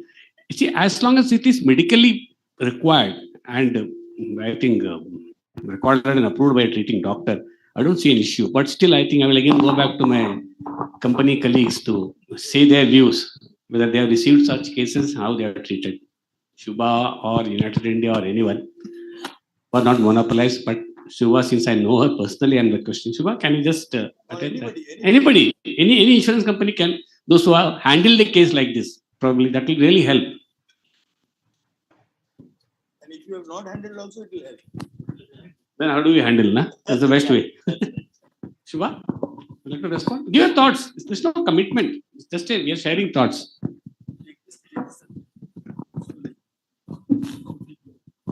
Yeah, Doctor, to answer your question, what I would like to say is I'd like to reiterate again what Mr. Shashi has mentioned. So defining the boundary between treatment and palliative, that is palliative care, would be the difficult point. So it'll have to be dealt with on a case-to-case basis. Like even in allopathy, let's say we have somebody with an RTA who is, long-standing care in the hospital, ICU treatment, 20 days, 30 days. We deal with cases like that and they get paid out, subject to some insured being available. The same would apply even to Ayush. So what we need is that it is treatment, necessary treatment, medically necessary treatment, and that does not, border into palliative care or, pure rehabilitation. That's my point. Excellent, excellent. You put it up very well. 1 minute. You are from JSS, you said, Mysore. So I've been involved with your university. Is our friend Suresh. Surendra Singh. Surendra Singh, yeah. Surendra Singh, the Vice Chancellor, yes, sir. Yes. Is he still there? So yes, I was part of your board, by the way, and I have visited your hospital. Thank you very much. What I want to tell you, I'm not from JSS. JS Ayurvedic Hospital. Acha, but I've visited the main hospital. Yes, 1,800. Surinder Singh never took me to your hospital, so I'm sorry. No, I'll we go next invite time. you. We invite you, sir. Next Yeah. time I'll come. Thank you. What I want to tell you is, see, insurance again, in my opening remark, you heard, it's not charity. Yes, sir. Please remember this. It's business. I just The point we forget as policy holders, we think that if we have bought a policy, I bought the company. No, I'm not a shareholder also. I'm a beneficiary. So there is a large difference to understand that when I go to, say, JSS, vis-a-vis, I go to a hospital who asks me the first thing, are you insured? पहला पूछता है question. वो treatment शुरू करने के पहले पूछता है. इमरजेंसी में भी जाता है तो कुछ नहीं है जब तक आप नहीं बोलोगे कि आप इंश्योर्ड, दे फाइंड यूरेका, हाँ गोल्ड माइन आ गया. You know what I'm trying to tell you is, even after Supreme Court's directive to all hospitals that you are not supposed to turn back a patient who needs immediate treatment free of cost, you have to give it. It is mandatory as per Supreme Court order. Okay, but it's not been followed in our country. Let me tell you that.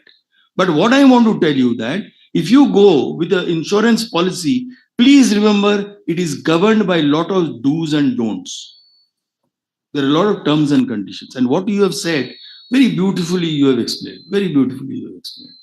You see, there are a lot of terms and conditions.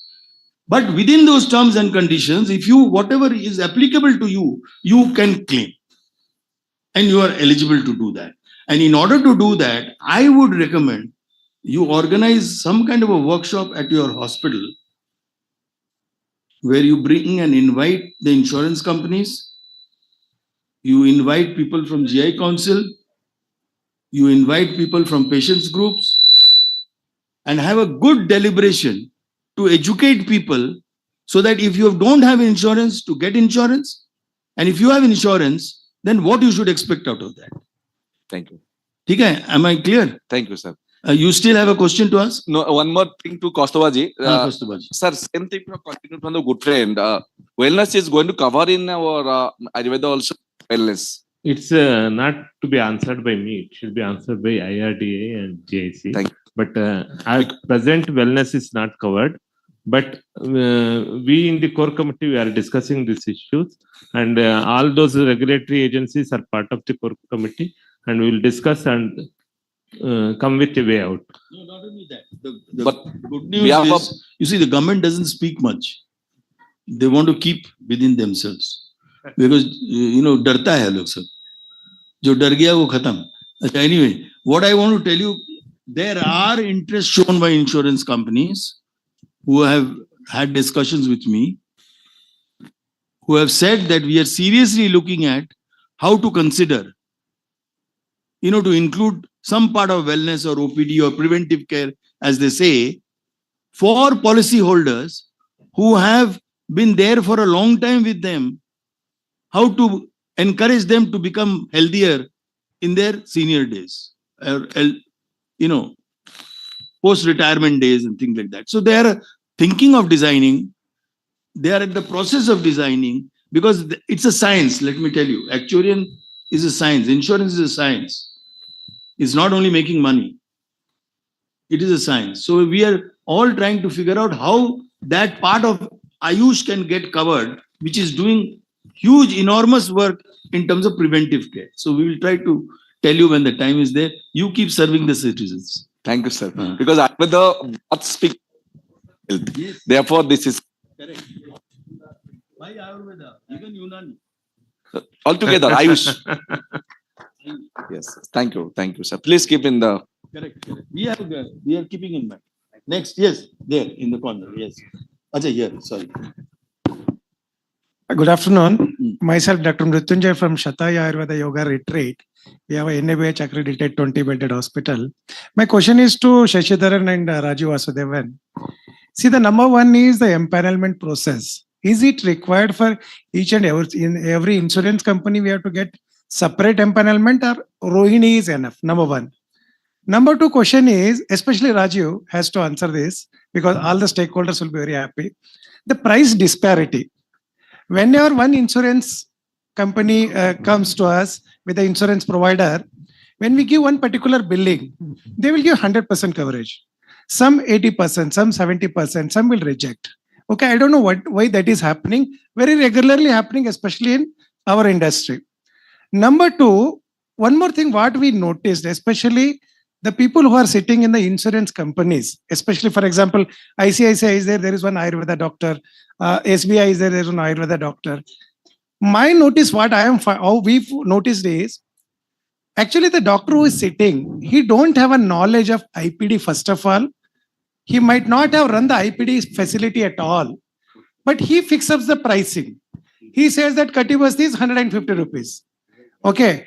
One more, for example, ICS Lombard, even if we are putting it as a 850 rupees or 100 rupees, their claim is approved. But whereas some other companies, they are sending with the clarification. This can be done in OPD, this can be done in lesser price. We are unable to understand. See, it depends on even the location wise. If our facility is bigger. Come to the point. Be brief because we're running out of time. No, that is what I want to tell, that how to control this price disparity and how to minimalize or simplify the empanelment process for both of you. Thank you. Yes, please. Yes, yes. Let me first.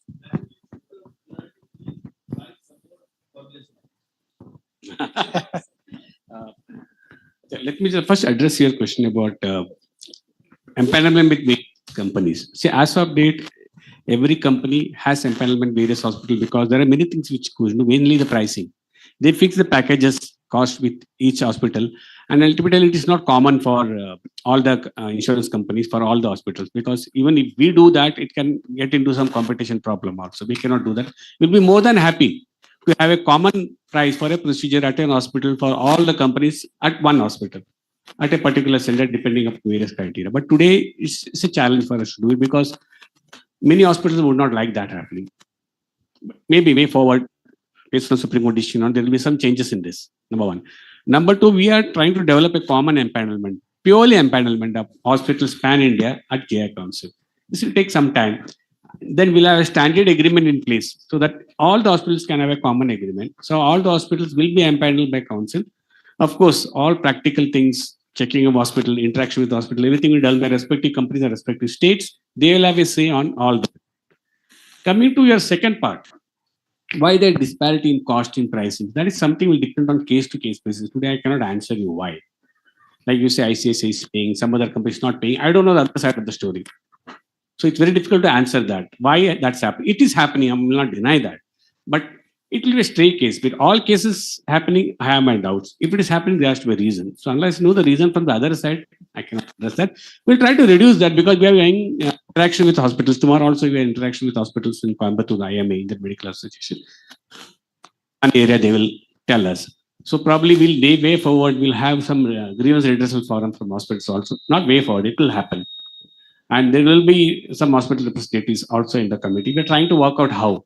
But we don't want to address all grievances. We'll try to address key grievances which can happen in an hospital, like pre-authorization is given, then the amount is denied, something like that. Critical ones. Rest, we'll leave it to the companies to address because we don't have the bandwidth to address this at a national level. But 101%, where it is happening in a very big way, where you feel it is bad, probably this thing will get addressed to grievance redress in future. Thank you. Raju. Mr. Shashidhar Nair has answered in quite detail, but just a couple of points quickly. Number one, if you empanel with respective insurance companies, in the process of price fixation with that company, mutually negotiated and kept. So that is one way to get out, right? So then you don't have random case-by-case negotiation. That's number one, right? So another question has already been answered. But Professor Bijon, on the wellness part, I had one thing to add to a couple of questions which came here. Number one, that today insurance policies don't cover in general, while there is progressively a move towards covering preventive and promotive, etc. Having said that, and to the doctor from Hyderabad, aap sun rahe?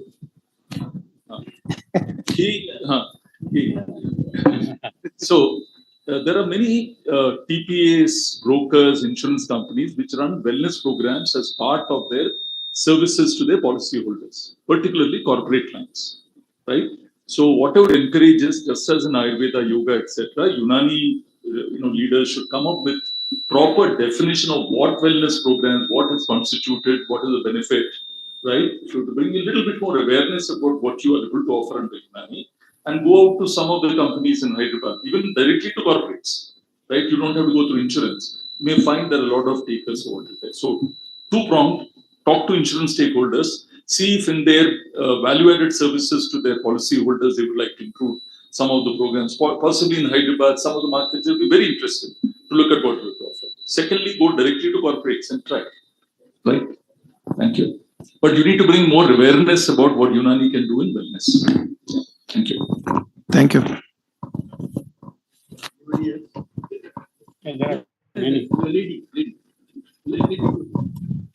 Two questions from the audience. Just a minute. Next, after the session, we will have a discussion. Good morning, sir. I'm Dr. Rajeshwari from Government Home Medical College. From morning, I'm observing you are talking about only the. I'm from Government Homeopathic Medical College. I just wanted to know, from morning, I'm observing from only Ayurveda and Unani has been spoken. What about the status of homeopathy? Homeopathy. Empanelment of homeopathy.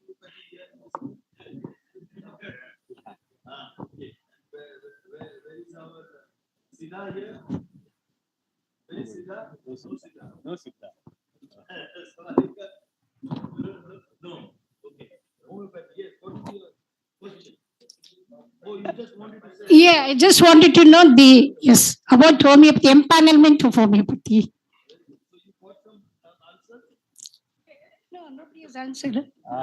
I couldn't hear what they said. I'll take that. I'll take that. See, shall I address that? Short answer. Madam, come to 1.5 2 years back, I was party to Homeopathic Council at Delhi had developed an insurance package. So they are coming out with some criteria. I think, of course, Dr. Upadhyay will know more.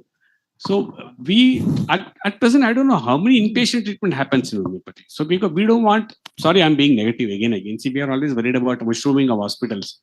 Today we say, okay, insurance policy covers this line of homeopathic treatment. There will be creation of treatments. So we want to address it in a specific way that needy people get homeopathic treatment where inpatient treatment is there. It will be addressed by the policy.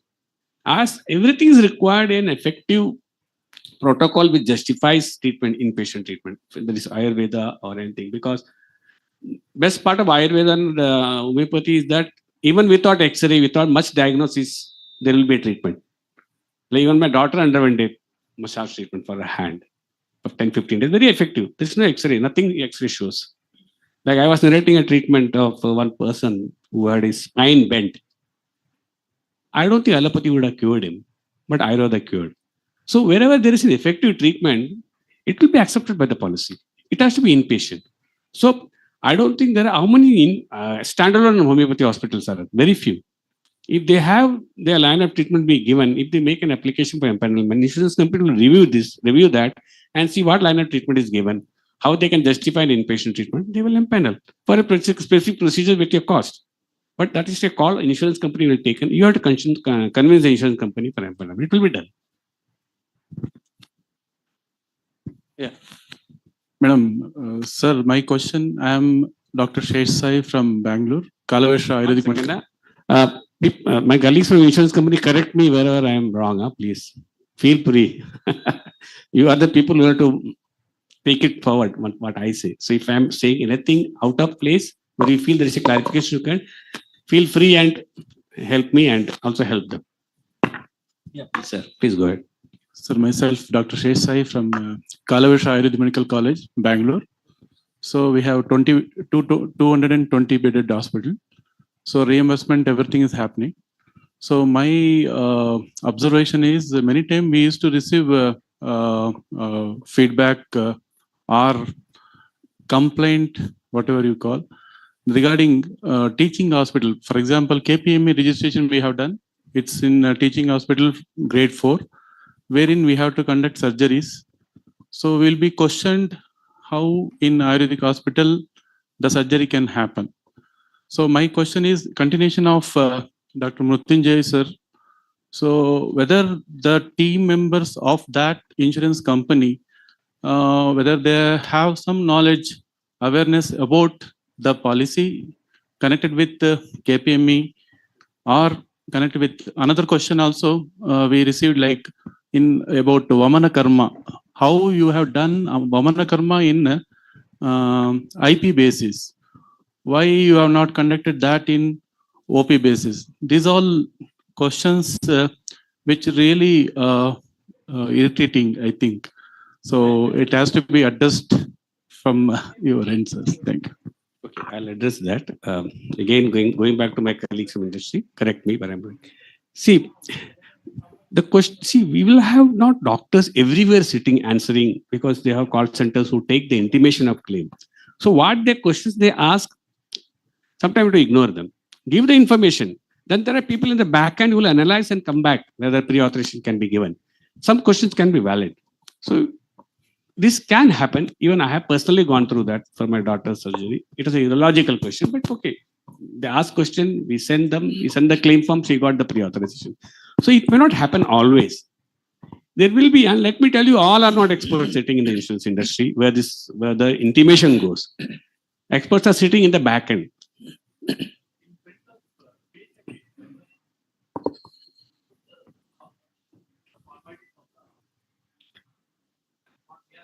But does it happen always? Stray cases. I mean, they question your line of treatment or line of this. I don't think they'll see the line of treatment. Initial questions. No. No. I'll answer this because this is a very important issue because I'm a patient. I've gone through the process. See, I go to a hospital and everybody wants cashless. And even as you know, the regulator is insisting. Where is my regulator friend? Yeah. Regulator is insisting that 100% cashless. Am I right? So we are working towards that. So in order to do 100% cashless, first to that hospital has to get empaneled. If you are unknown person and you are sitting quietly in one corner and you are doing your business, how do you expect people to know that you are alive and you are kicking and you are doing good business? You have to be known. So get yourself empaneled. That's number one. Okay. And there is a big drive going on with GI Council to empanel as many hospitals as possible. On a month-to-month basis, we are monitoring कि इस महीने में कितने लोग empaneled किए जो empaneled नहीं थे. We are monitoring that. And IIBI is doing that. And I'm sure, my friend Dr. Mukund Kulkarni is listening to it. We are going to do that regularly. But the point which I'm making is what we are promising, we are not delivering. We have to deliver that. How do you do that? Awareness. So my proposal is GI Council should seriously think along with the regulator, because without the stick, nobody listens. So the regulator has to show the stick. Nahi karega, to tumhara kam. And the hospitals have to come forward to conduct awareness workshops. Like yesterday, I visited Apollo Ayurveda in Bangalore. To understand that the people who are working there to process the claim of insurance, do they know what is going on?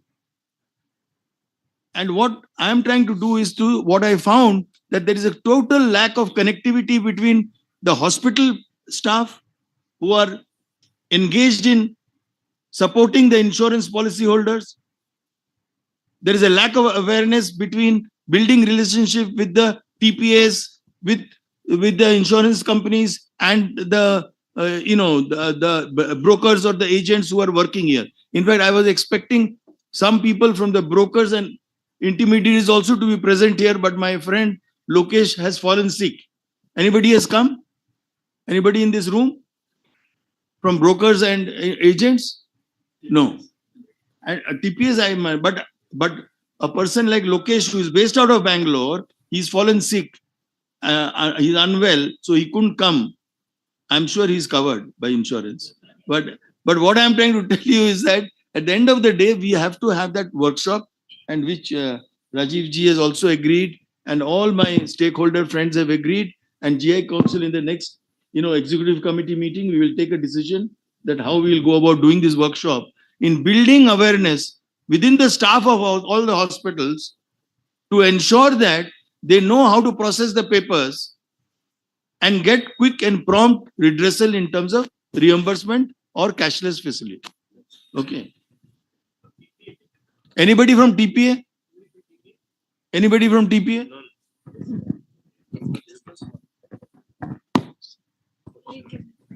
Excuse me, sir. Please. I have one question. Sorry, sir. Actually, I have one question for Shashi, sir. It's more than a question, as this is a sensitization program. Being an Ayurvedic surgeon and urologist, we regularly get a claim rejected stating that even recently that you are not a medical practitioner, or you're not supposed to, or you're not authorized to perform this kind of surgery from different insurance companies. Actually, I don't want to offend anybody, as this is a sensitization program. So it is there in Ayurveda. The surgery is there since ages. Yes, so it is there. Yes, it is there. But sir, recently we get this kind of rejection letter from the company. So we have our own regulatory authority, licensing authority. They decide. So obviously our authority decides. They are our licensing authority. So they have given us the authority to practice whatever we have studied or doing. So this is quite painful for us sometimes. And especially as the way someone was saying that, it is quite painful and embarrassing when a patient gets letter that this particular doctor is not a medical practitioner that way. We got the message. We will conduct this workshop to educate the insurance company. So for especially my request to GI Council to add this particular. Thank you. Very difficult to answer this straight away. Let me check with my colleagues from the industry whether it's happening, why it is happening, what corrective measure can be taken. We'll check. Not to worry. We'll take up it further. Yeah, we'll take it up and we will make sure that we prop. Yeah, we will do that. We will do that. Actually, poor things they don't know. I was also a poor person. I didn't know. And thanks to Ministry of Ayush to get me involved. But what I'm trying to tell you is that you have to educate everybody. Don't take that everybody knows everything. My question is the different patients. Yes. See, empaneling is okay. When I go as a patient to any hospital, first thing they ask insurance. Yeah, you told. Okay. After giving the insurance, the prices are enhanced. Is there any system to audit that? Because though the patient is not burdened, even the patient is also burdened. Suppose 1 lakh bill has happened. 1 lakh bill has happened. Actual cost, it might be 50,000. They might have increased to 80,000. So instead of giving 10,000, patient will end up in giving 12,000 or 15,000. Company will end up instead of getting 50,000, 60 or 80,000. How to do this? Enhancement of prices, and also there are any system with any doctors, majority of doctors, with due regard, there is a possibility of giving some medicine when any other system. Say 10 tubes have been given, 10 injections have been given, they write, but actually might have given only 6. These are all the practical difficulties. Practical things are going on. Who has to, hen is first or egg is first?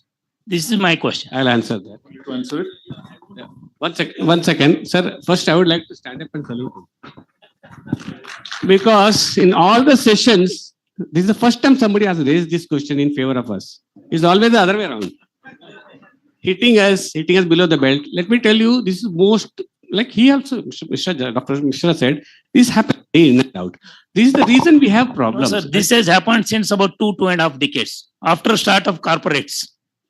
Don't mistake. Our problem is that I'll tell you, our problem is that today, if you get a reimbursement claim, The policy submission is 5 lakhs. He has paid to the hospital. There is a limit up to which we can scrutinize. He says, I have undergone treatment, I have paid. That is one big problem we have, because then we have to pay the claim. Court will not accept a collection. Excessive costing. That is why, as Dr. Mishra said, if there is cashless empanelment of all the hospitals, this will not happen. So from day one, the insurance company will be in control of the claim. And most important aspect, which you probably have said indirectly, is that your sum insured goes down. You have a 2 lakh policy. That's normally 5 lakhs policy people should have. 2 lakh policy. If excessive billing is done, you have balance sum insured is less. Unfortunately, if somebody in the family again falls sick, you don't have that balance sum insured, which nobody looks at, because everyone is a customer. A patient is in a hurry to get treated and go. So nobody questions the hospital for any excessive billing. Those who question, we have seen the billing comes down. We question where there is glaring and we feel that it's not reasonable. But believe me, it's not easy. It's not easy. Like my colleagues can clarify the difficulties they have in questioning this. But cashless, it still happens in cashless, but the control is far better. And let me tell you, 90% of fraudulent claims happen only in reimbursement, because the file papers comes to us after 1 month, 2 months. By that time, it's over. So it's a good thing which are raised. No, but the point he raised was, is there an audit that happens? It happens. But that with the patients comes to know. No, audit, you are saying audit of charges levied by a hospital. Today, an hospital is in my panel, I can audit. I was charged, for which I have signed on it. Is that going to be possible? You mean in cashless or in reimbursement? Cashless, see, ultimately, Reimbursement, he knows. Cashless, we will tell.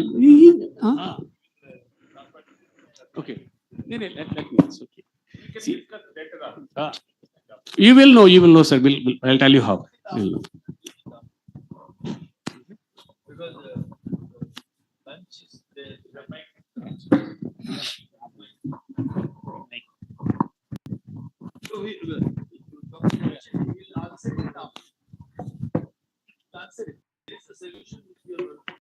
some solution has to be found. That's all. We will have a question and answer session post lunch. So we have some online participants also who have raised few questions. So we'll take up the questions post lunch, sir. We'll address it post lunch.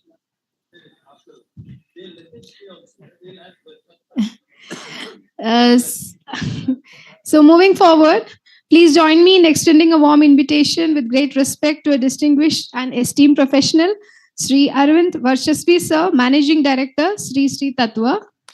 Since we are running short of time, I will keep the introduction very brief. Sir is an eminent industrialist, an Ayurveda enthusiastic, and a successful entrepreneur. He currently serves as a Managing Director of Sri Tattva, an organization committed to seeing happy, healthy, modern world through the ancient science of life and well-being. Over to you, sir.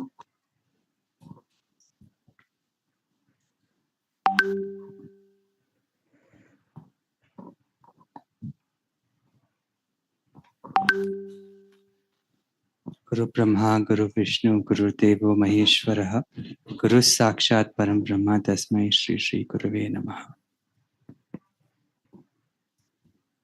Respected dignitaries on the dais, Professor Abdul Nasir Ansari, Director, NIUM, Professor Ghulam, who actually very nicely brought out what the entire institute here does, my very good friend, Professor Bijon Mishra-ji, Dr. Kaustubh Upadhyay, again a very good friend, Mr. P. Shashidharan, who's been enlightening us from the last half an hour, extremely informative as to what you've been addressing to us.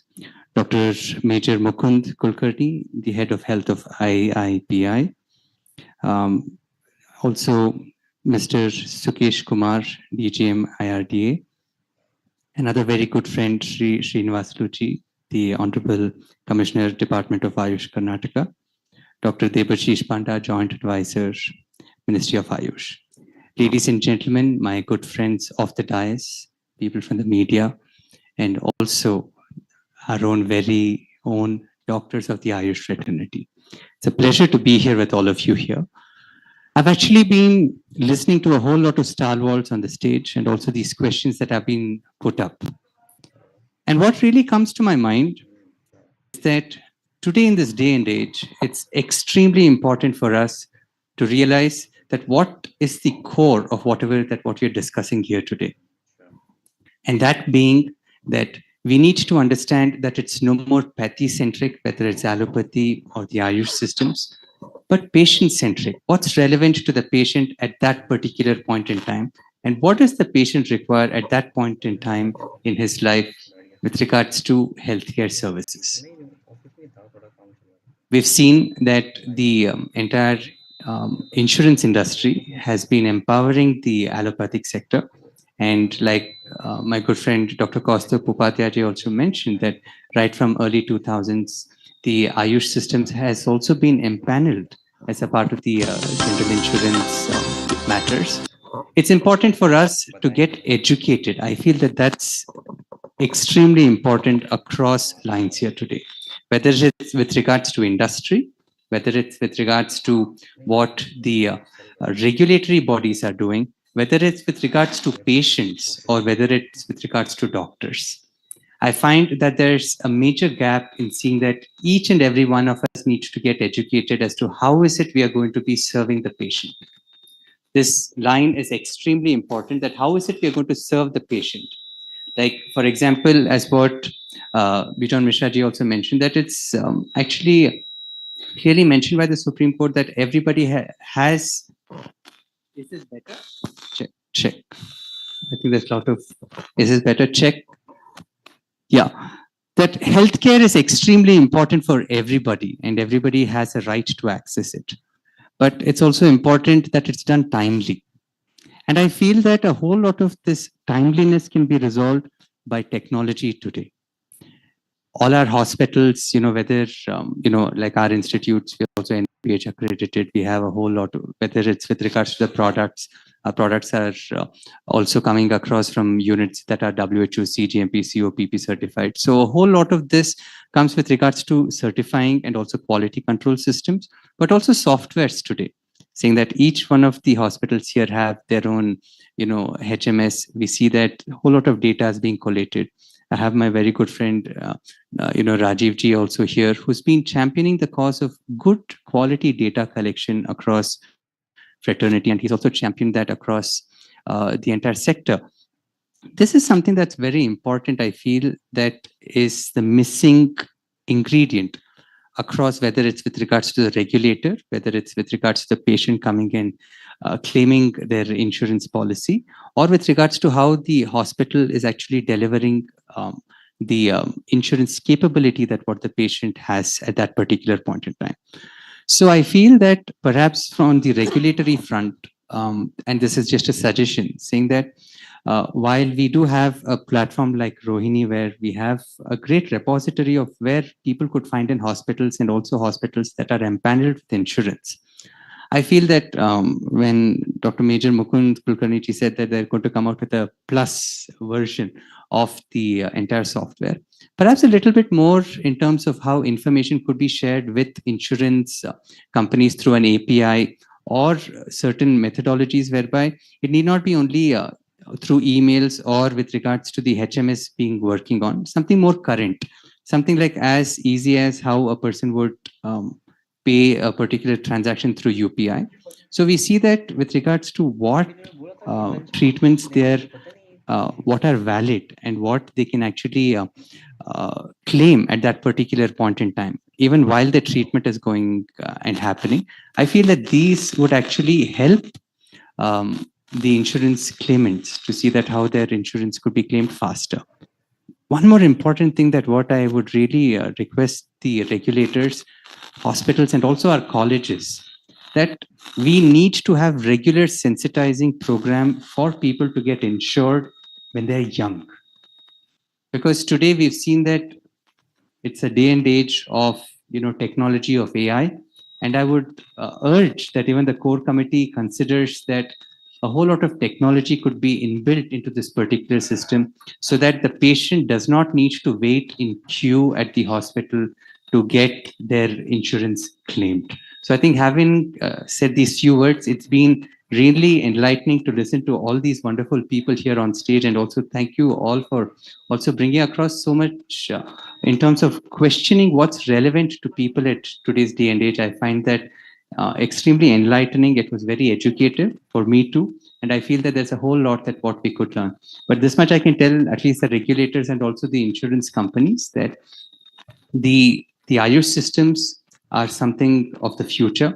We've seen that there are a whole lot of matters with regards to lifestyle disorders taking over the world. We've seen that India is also perhaps becoming or already become the diabetes capital of the world. And all these things could have a lot of impact on the future of health of our citizens. So the Ayush systems do have a lot of solutions when it comes to lifestyle disorders. And here, why I'm saying this is because it's a whole lot of how you take care of your health on an ongoing basis. So I would also request the regulatory bodies not to look at the Ayush systems with the same glass of that of the allopathic systems. There might be a little bit change in and also how we engage with these particular systems and see that how solutions could be arrived at. It's not a one-day job. It's not something that would be committed over a particular conference. But I think that over the year, with such wonderful stalwarts coming in, whole lot of solutions could come across to the system. Congratulations to everybody and the organizers. And once again, thank the Ministry of Ayush and particularly Dr. Kaustav Upadhyay for having me here. Thank you very much.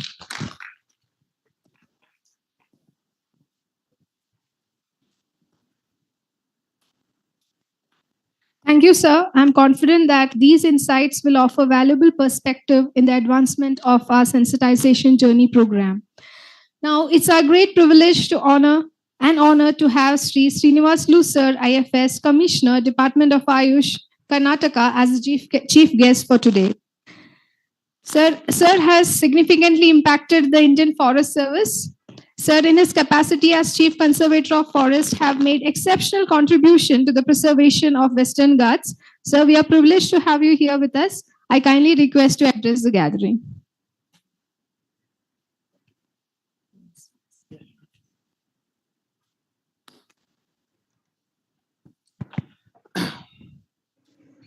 Yeah, good morning, everybody.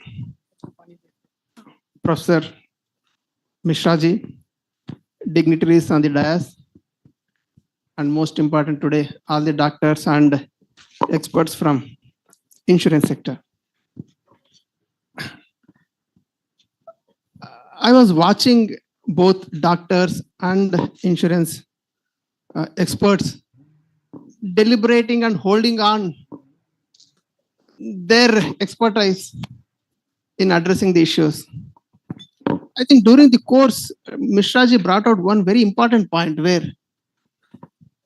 insurance, we take insurance not to claim insurance. This we really need to appreciate this, understand this point. Everybody sitting here would have life insurance covered. How many wish to take life insurance? Nobody. But it's simply covered to cover the risk. Similarly, health insurance is one.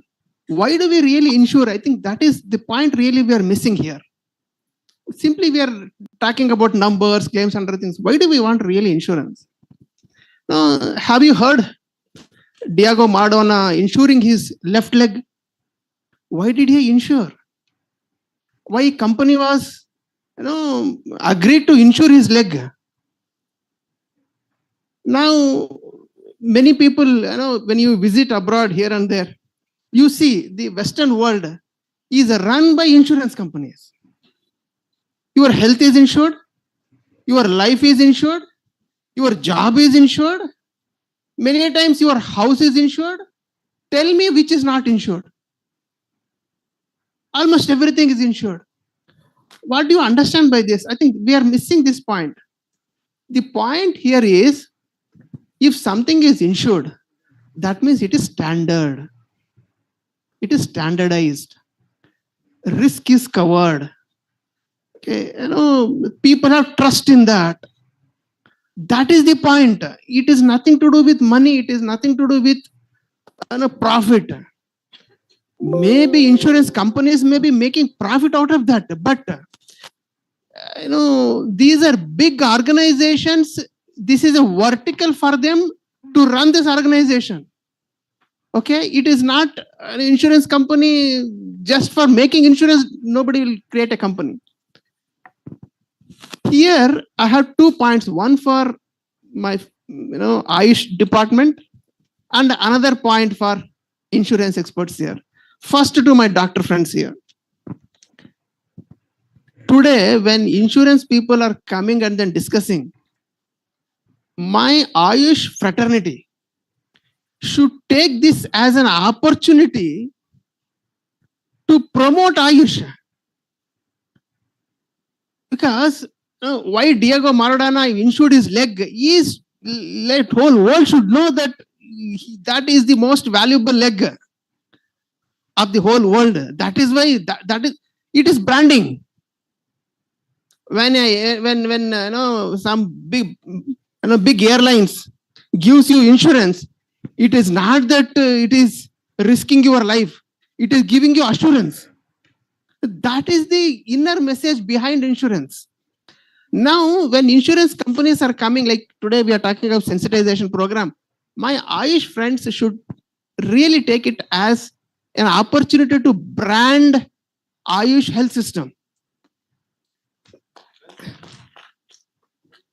Sorry to inform you, I myself as health commissioner, Ayush commissioner, have visited a Ayush hospital only after I became Commissioner Ayush. Till that time, I myself was not aware that there is a Ayush hospital and which provides treatment and people can take benefit out of that. I myself was not aware. Think of a common man. That is the reality of the day. When that is the reality, please, when somebody is telling Ayurveda, don't think it is only for Ayurveda. If somebody is telling Unani, it is not just for Unani. Ayush, everybody is one. For some name, they may be taking Unani, some name, they may be taking Ayurveda. So, when homeopathy doctor some raised some issue, some Unani doctor raised, I was wondering why you people are thinking so mean. Ayush is one. Ayush is a bigger umbrella. So, take it in that perspective and then discuss and debate with insurance companies. Second is, in fact, the important thing in insurance is number game. It's number game. Game of data. If the more people are taking the benefit, the premium will come down. It is as simple as that. So, if Ayush department has to encourage more people to, we know that.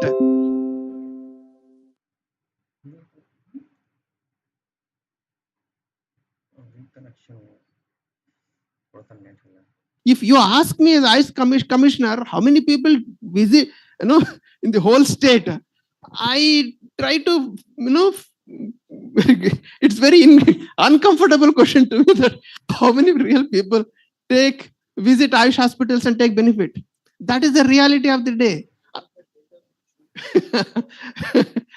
Okay. Now, who has to generate this data? Who has to generate this data? Ayush system has to generate this data. Not necessarily government actors, including private. Okay, because Ayush is a system. Government and private this is simply we have created for ourselves. Ayush do not differentiate between government and private. So both government and private facilities in Ayush has to formulate a plan of creating a database of actually how many people are coming, how many people are taking benefit, and how many people are, what is the cost that they are incurring for kind of a thing. So we have a big learning for this. This is a take home for all Ayush big wigs sitting here, that rather than talking to insurance people, first let us ourselves build up a system to generate data. The minute we do that, others will follow. Kabil, there is a beautiful dialogue, no? Kabiyat bano. काबिल बनो, बाद में वो ना insurance आपके पीछे आ जाएगा. ठीक है. Second is, this is also an important opportunity for Ayush sector to standardize things. I was hearing somewhere here and there, one treatment somebody charges in Mysore, one system charges 50,000 per day, and parallelly there is some other system charging 500 per day. Okay, now it is not for insurance department to correct it. It is for Ayush sector to correct this. Okay, now you standardize your procedure, treatment procedures. You standardize the cost of each kind of a thing. Maybe plus 10-20% will always be there for deluxe room के लिए अलग होगा, luxury room के लिए अलग होगा, वो सब रहेगा. But otherwise, overall, there is a sense standardized treatment procedures and standardized protocol and standardized cost. So that will, it's an opportunity for health, Ayush sector to take benefit of the sensitization program to correct our house in order, so that the benefit of insurance will be covered to more people. Next, I have small thing to insurance department also. So we all know everybody insure their car, but how many people after car met with an accident actually claim your insurance? Very difficult. Very difficult. So it has its own issues. Similarly, Ayush sector is emerging sector. Okay, though our history is, we say, thousands of years, but only recently we have standardized. At least I appreciate NCISM when it comes to standardizing Ayush education system. Today, a few years back, somebody who has magic in his fingers can claim he is a Nati Vaidya. Today, that is the case. Unless otherwise you undergo 5.5 years of this, 2 years of PG, register KUP, you cannot practice. So a lot of effort has gone in standardizing the education system of Ayush. Somewhere standardizing the treatment aspect of Ayush is still, there is a big gap. Okay. So I think it is for the policymakers and the Ayush department to put forth same seriousness in standardizing the treatment protocol of Ayush system, so that insurance things also will be covered. Then when it comes to insurance, again, insurance is a very big sector. Okay, and Ayush is an emerging child. So I request this sector to give the benefit of doubt, at least for मतलब एक होता है ना probationary period. Okay, probationary period of some 5 years, so that till 5 years you don't ask too many questions while empaneling, while standardizing, while claiming, kind of a thing. Slowly, once things stabilize, then you can put forth more and more regulatory roles, regulatory stringent conditions, so that Ayush, like allopathy sector, can come to a stage where they also will be in a position to answer all your queries and then stood on ground. So that is also a problem. So I think these are these two simple messages that I wanted to convey. And then I really like this term sensitization program, because Ayush department really needs sensitization of all of us when it comes to how to do business. See, insurance is not charity. I think the chairman really mentioned it is not charity, it's a business. And unfortunately, Ayush do not know how to do business. Traditionally, we are Nati Vaidyas, and I have, we take pride in telling, well, I treated somebody, I didn't take anything from him. We take pride in that. Okay. Yeah, that is there in our genes. Okay, that is there in our genes. Slowly, but charity cannot go for long. Slowly, we are coming out of that shelf of charity and standardizing our education system, standardizing our treatment things, So slowly we will learn how to make business also, and then how to corporate Ayush system of medicine, so that all insurance is a corporate sector. Ayush is not still, it's a family kind of a thing. So we are learning our lessons of getting into corporate culture.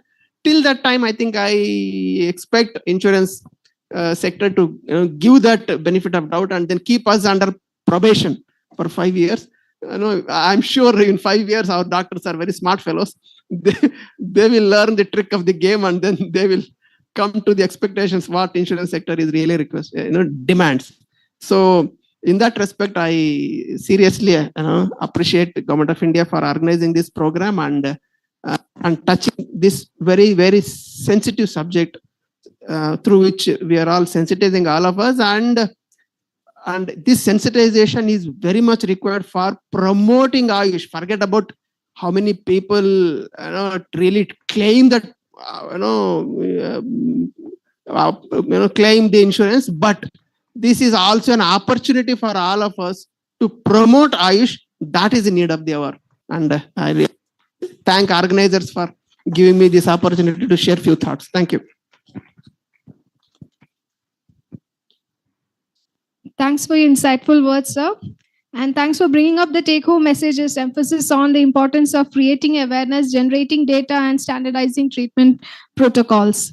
As we near the conclusion of the morning session, we will continue the sensitization program in the afternoon also. So now it's my privilege to invite Dr. Debashish sir, Joint Advisor, Ministry of Ayush, to propose the vote of thanks. Kindly come over, sir. Thank you.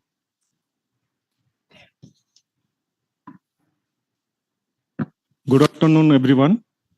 Respected dignitaries on the dais and off the dais, my dear friends and colleagues. As we know, today, Ministry of Ayush has organized the third sensitization program on empanelment of Ayush hospitals for insurance coverage and documentation process for insurance claims.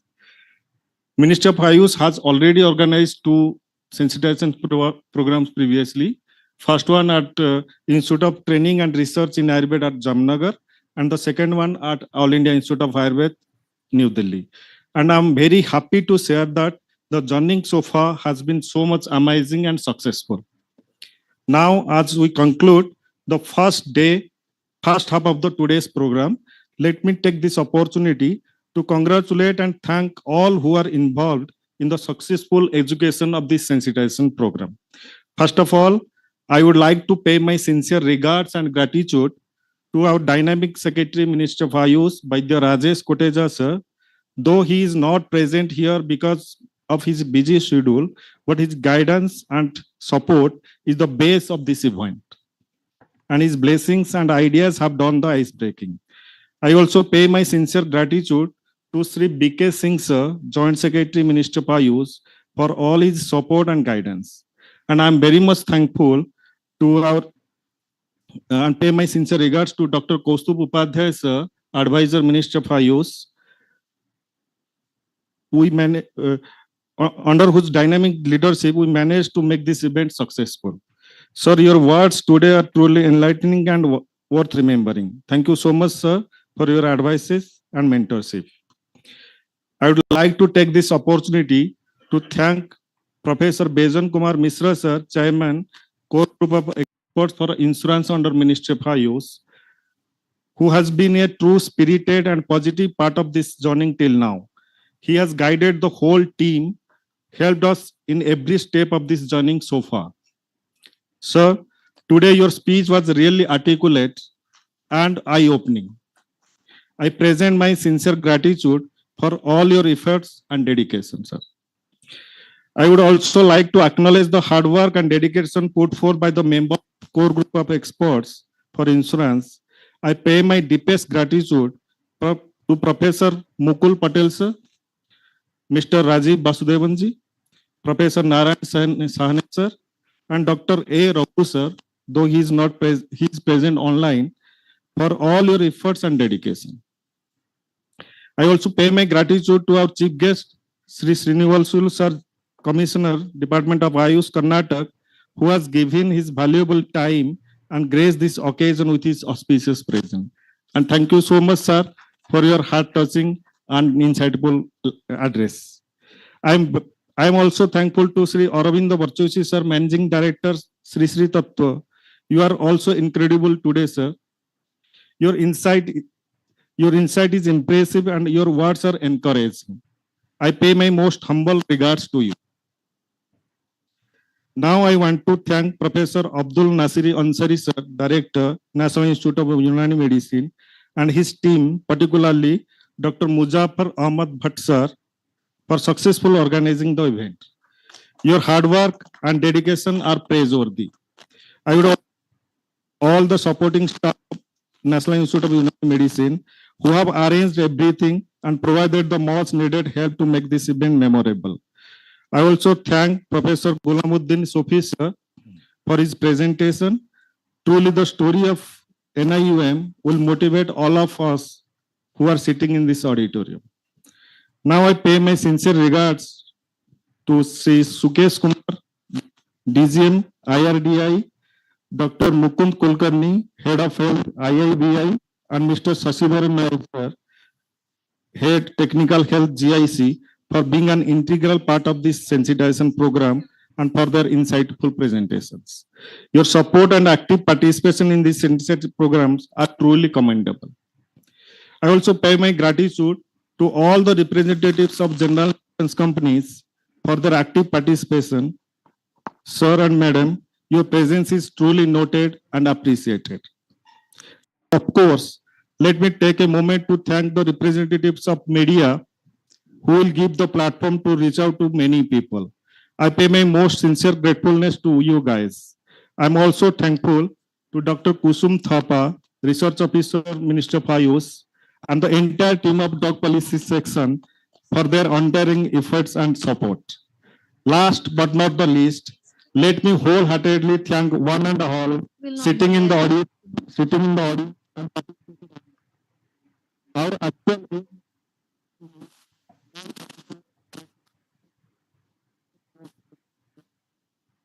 now I will conclude. I can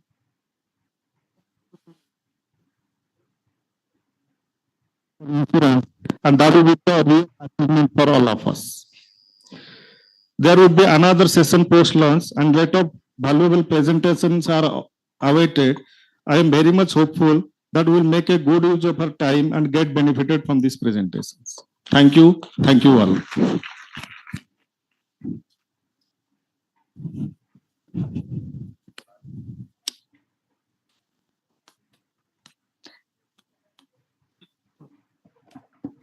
Thank you, sir, for your expression of gratitude. Now, may I request everyone to stand up for the national anthem as we are concluding section.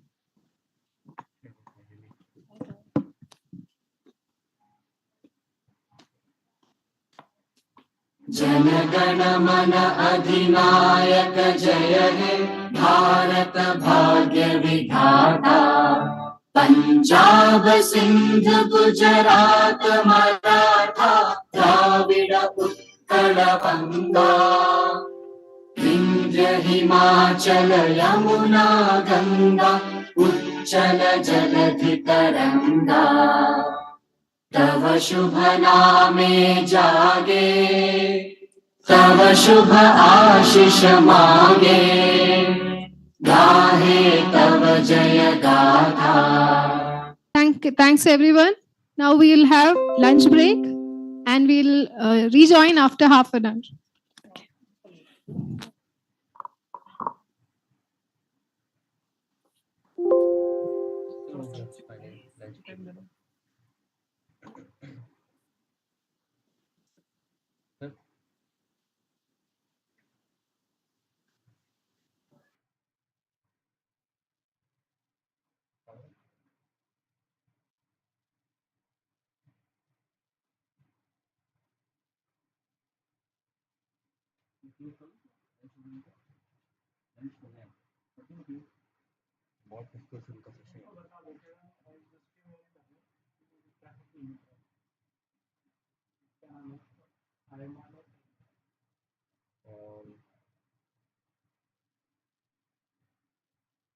ये तुम number दिया तो मैं call कर लेता हूँ।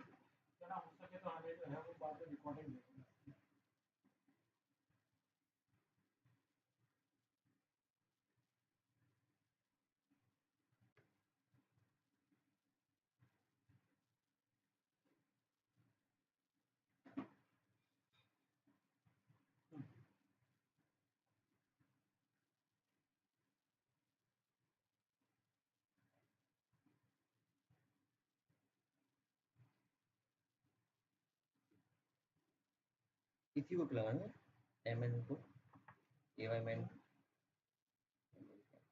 इन्हीं को लगाना।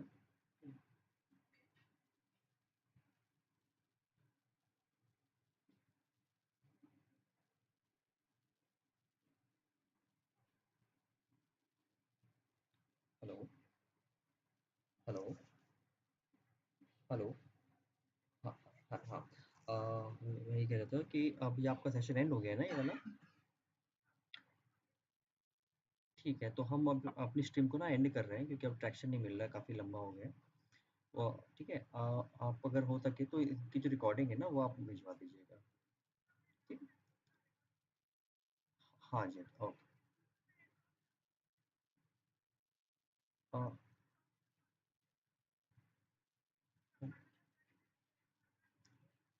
हाँ, वो वेट चलता रहेगा, इसलिए हम भी एंड कर रहे हैं सेशन अपना स्ट्रीम तो हम ऑफ कर रहे हैं, एंड कर ठीक। ओके ठीक, ओके। बोल दी सर, वो भेज देंगे, बता दिया वो भेज देंगे कह रहे हैं।